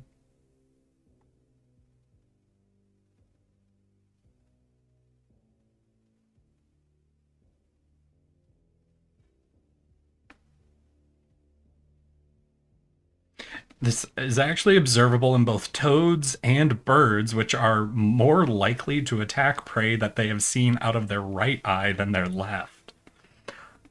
Oh my god, frogs can be right eye dominant.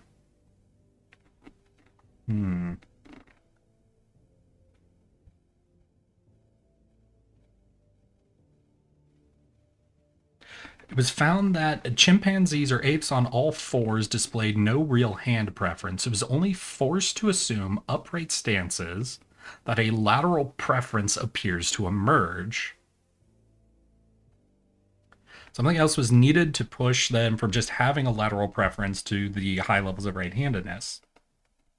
We know when this change occurred from experiments where researchers had their own versions of ancient stone tools used either the right or left hands to chip the tool is shape. There's limited evidence that the hominin tool workers working more than 2 million years ago were primarily right-handed. However, stone tools that are 1.5 million years ago show evidence of species-wide right-handedness. Okay. Perhaps around 600,000 years ago, there was a clear right-handedness preference in prehistoric societies.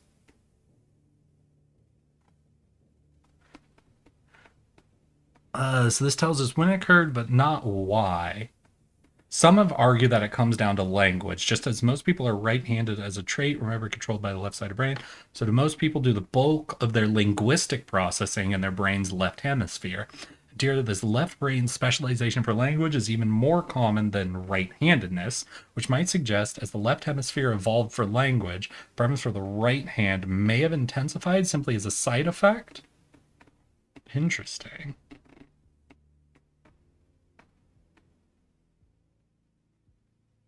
Very interesting. Yeah, I guess not super clear then, but it emerged basically before people were hitting hands with rulers, you know? The woman in the blue-eyed samurai wears tinted glasses so people don't see her blue eyes because it gives away that she is mixed. Ah, yeah. It definitely would. You know, I think that's an accurate assumption. I feel like she might be onto something with that theory. That's a smart cookie right there. Listen, I don't want to go out on too far out on a limb here, but I think her theory might be right. Also, the fork in whichever hand thing is bullshit. Let people cut their meat how they want. Hell, in the Origins, we didn't even have forks. I think forks was like the last tool we made. What do I need a tool for holding the food in place? I got hands, don't I?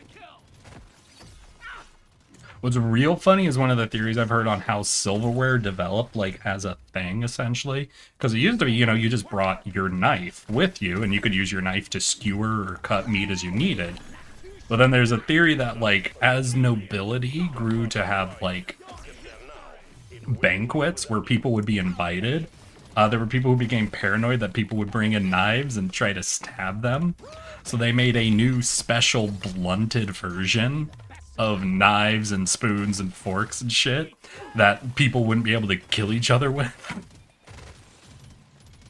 And they used those at banquets and parties and whatever, and that developed into silverware culture, which is very funny. Sure to spend your gold and nitro before the next stage. It's a whole thing. That sounds like a whole thing. Baby, gonna roll the dice on this one. This is perfect for my build. There's beasties to shoot and work to be done. Get to What it. is interesting is I think Britain and America developed different, like, knife etiquette, essentially. Because what is it? I think in British etiquette, there's this thing where you cut food with a knife in your right hand, but then you have to put the knife down, grab the fork with your right hand, and then eat with your right hand. So essentially you have to cut the food, put the knife down, then eat. Whereas in, like, American... Like if you look at, like, finishing school, so I am talking about people trying to be, like, polite society. I think Americans just adopted a... I don't remember if it's fork or knife in the left hand or whatever, but essentially just letting the implements remain in the hand. So, like, if it's fork in the right hand, knife in the left hand, you just leave the implements in those hands and you eat with the implement in that hand, you know?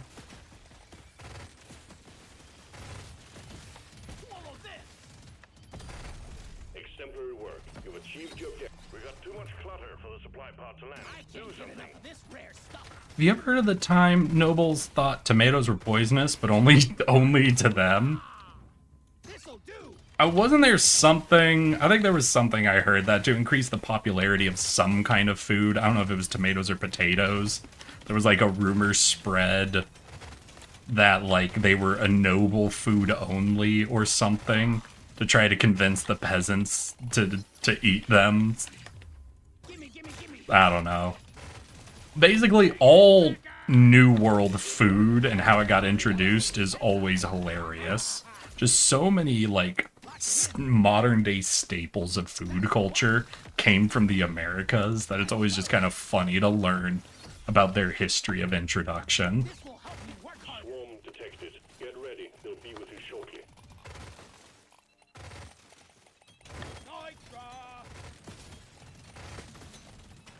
Damn, our smart gun going a little crazy. It does get a favorite upgrade. That's probably helping a lot. I'll take it. Ouch. Let's see here. What am I... Fire rate is pretty lightning quick. I think reload's going to be the main thing I would... Like, reload damage, essentially. Do I need more piercing? I think I'll take more damage over piercing. I think our piercing's pretty solid. We are getting most of the way through this crowd, right?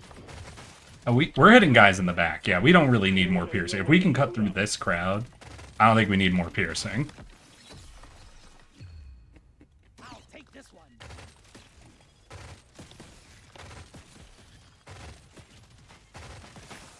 Took out a loot bug. Bring the fight. See you in hell.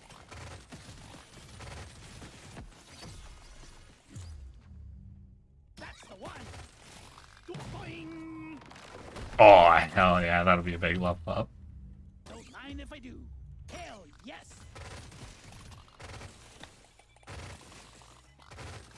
I hope I get a legendary reload. I'd like to see how quickly we get rounds out with that.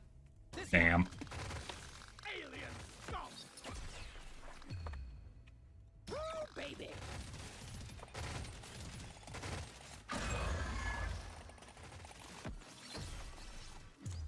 This is my pick. I don't think I really need the fire rate, but I didn't want to do another reroll. Not even for, like, a resource reason. I literally, my head's like, I don't want to reroll. God, we're doing, like, no lock on time. Holy shit.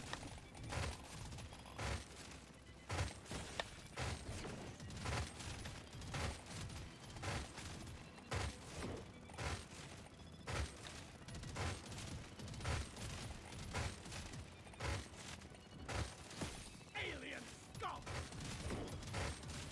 God damn. Yeah, for more fire rate, it's really just going to be reload at this point, I think. See you in hell. I don't know if we could really increase our fire rate really at all. Beat your maker, Crape. All tasks complete. Stage finished. You know what? Let me get some heavy armor. Let's fucking go. Before it leaves. So what? I'm basically just going to be doing damage from this point on if I can help it. Think you could kill me? Well, think again. That elite never stood a chance. Ah. To it, there is a beer on Also, don't eat tomato leaves. They are poisonous. I didn't know that. Admittedly, I've never felt the urge to eat tomato leaves, Want it? but I appreciate that. Tomatoes are actually in the nightshade family? destroy its cocoons. Huh. Kill them all, miner. Fuck yeah. I like how Italy claims pizza, but no tomatoes without Spain, Portugal getting them bad boys. There's a lot of things. Like Ireland being associated with potatoes. Again, a fully New World thing. Tomatoes, fully New World. Fuck, there's like so many. I'd have to look it up again, but the list of like foods that are like considered global foods that were just fully only came from the New World is insane. It's honestly, I think it's basically like all tubers for one thing. Like potatoes, yams, fucking rhubarb, all that. Not rhubarb, rutabaga? Actually blanking on this one. But basically, like, I think it's like all tubers, essentially, that are cultivated. Obviously, corn, tomatoes.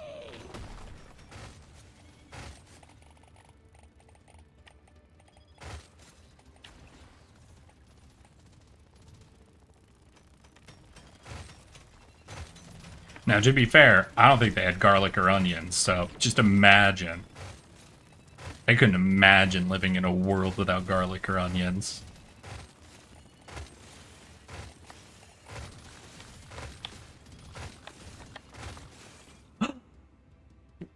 Rhubarb. Hi, Hyperbeam. How you doing, my guy? Specifically, they were dying from eating tomatoes because they were using pewter and silverware, so the acid of the tomatoes would break down the lead. I do remember there being like a period of time where there was like some serious lead issues. Was it only tomatoes though? Wouldn't that have been any fruit? Because all fruit is mildly acidic, right?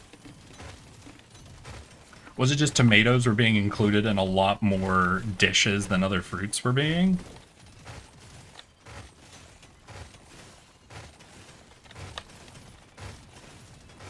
I mean, it do be one of the only, like, savory fruits, you know? So I could see it just being, like, a more broadly used fruit than other fruits.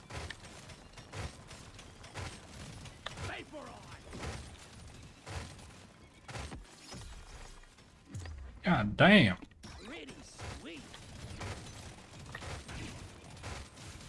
Really hope I could drop this on both of these guys, because they are...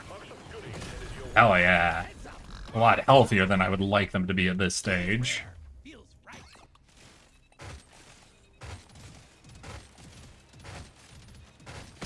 Got him. Hell yeah. There was one shot in there where I got all of the beams actually line up just for him. Oh, wait, this is final stage. I thought those were just the elites. Damn, okay. I'm raring to try this out.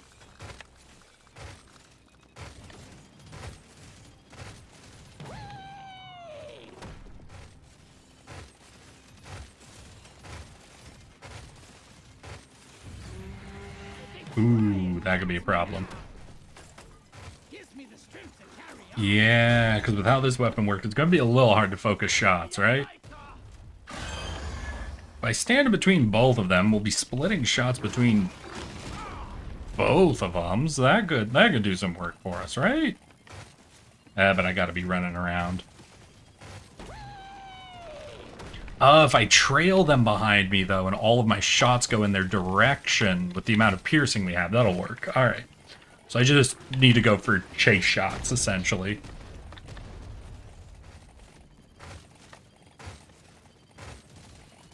Yeah, that works. It's mine.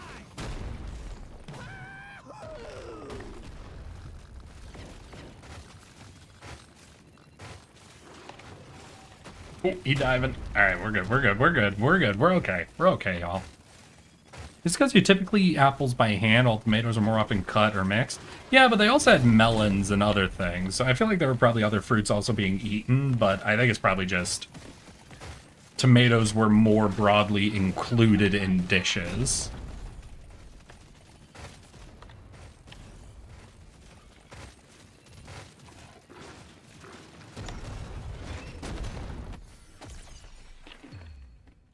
Damage. Oh, damn, they got a heal cycle. Well, I guess I was mostly focusing a lot more rounds into the diving guy than the shooting boy. Look from down there. Ah! Stop it. Bad exploders.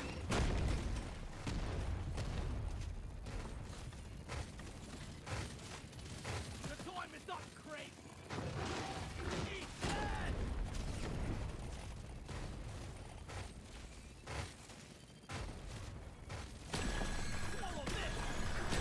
Ooh. Right, well, we cleaned out a lot of the bonus elites they have in there.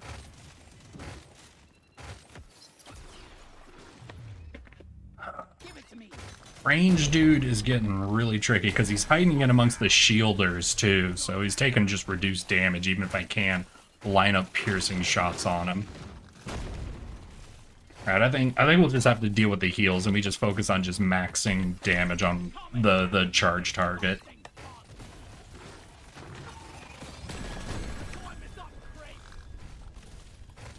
Try to get like everything lined up on him, you know?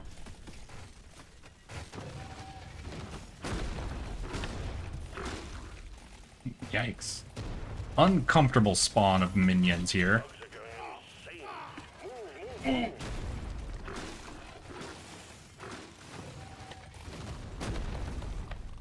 Yeah, this is the real problem. I think the smart gun is super solid. Literally, unless you get up to this point and you're against the twins. I think the smart gun is uniquely bad for the twins.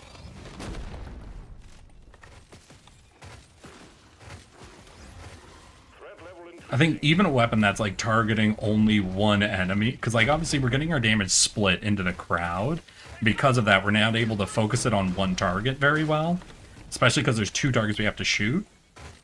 So we're not getting the advantages of split damage, which would be hitting both of them and splitting damage and preventing them from making use of their heal. But we're also not getting advantage of a focused weapon. Threat level keeps increasing. You need to work fast. Yeah, I think the smart gun just might be uniquely bad against the twins. I do think we might be strong enough to still handle it. Ooh, although now with this spawn rate, I'm starting to feel less confident in what I literally just said. But I do think this weapon is uniquely bad against the twins.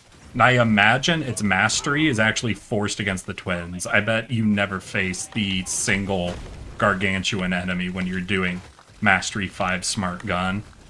I'm gonna take a guess that this is a force because it is uniquely bad against these two. Barely. Will I be able to cut through the crowd to get to the escape? If it drops in front of me, yes. Hey, alright. Not a great day. I think that's only 3 achievements done, but we did knock out the 5 lethal operations and I think 2 different weapon masteries today. So we did make a bit of progress. And that drops us in where we are now at 282. 18 achievements left. We're officially at 94%. I think another 2 achievements, it will be down to less than 5% of achievements remaining. I can see the end. It is approaching, but it is approaching slowly.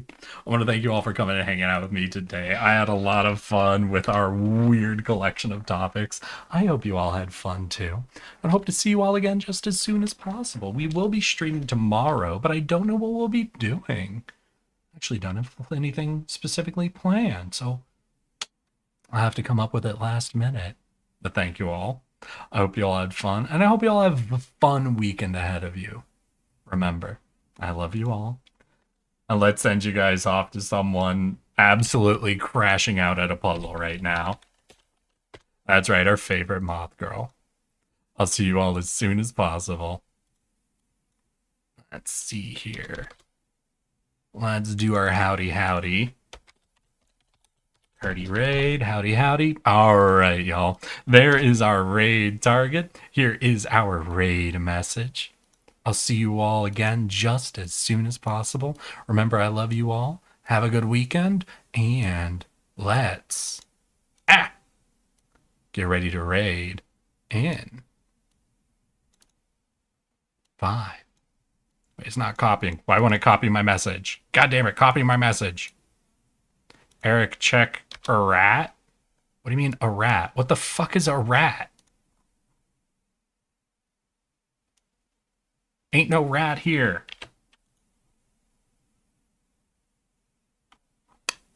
Art? Alright, I'll look at art after this.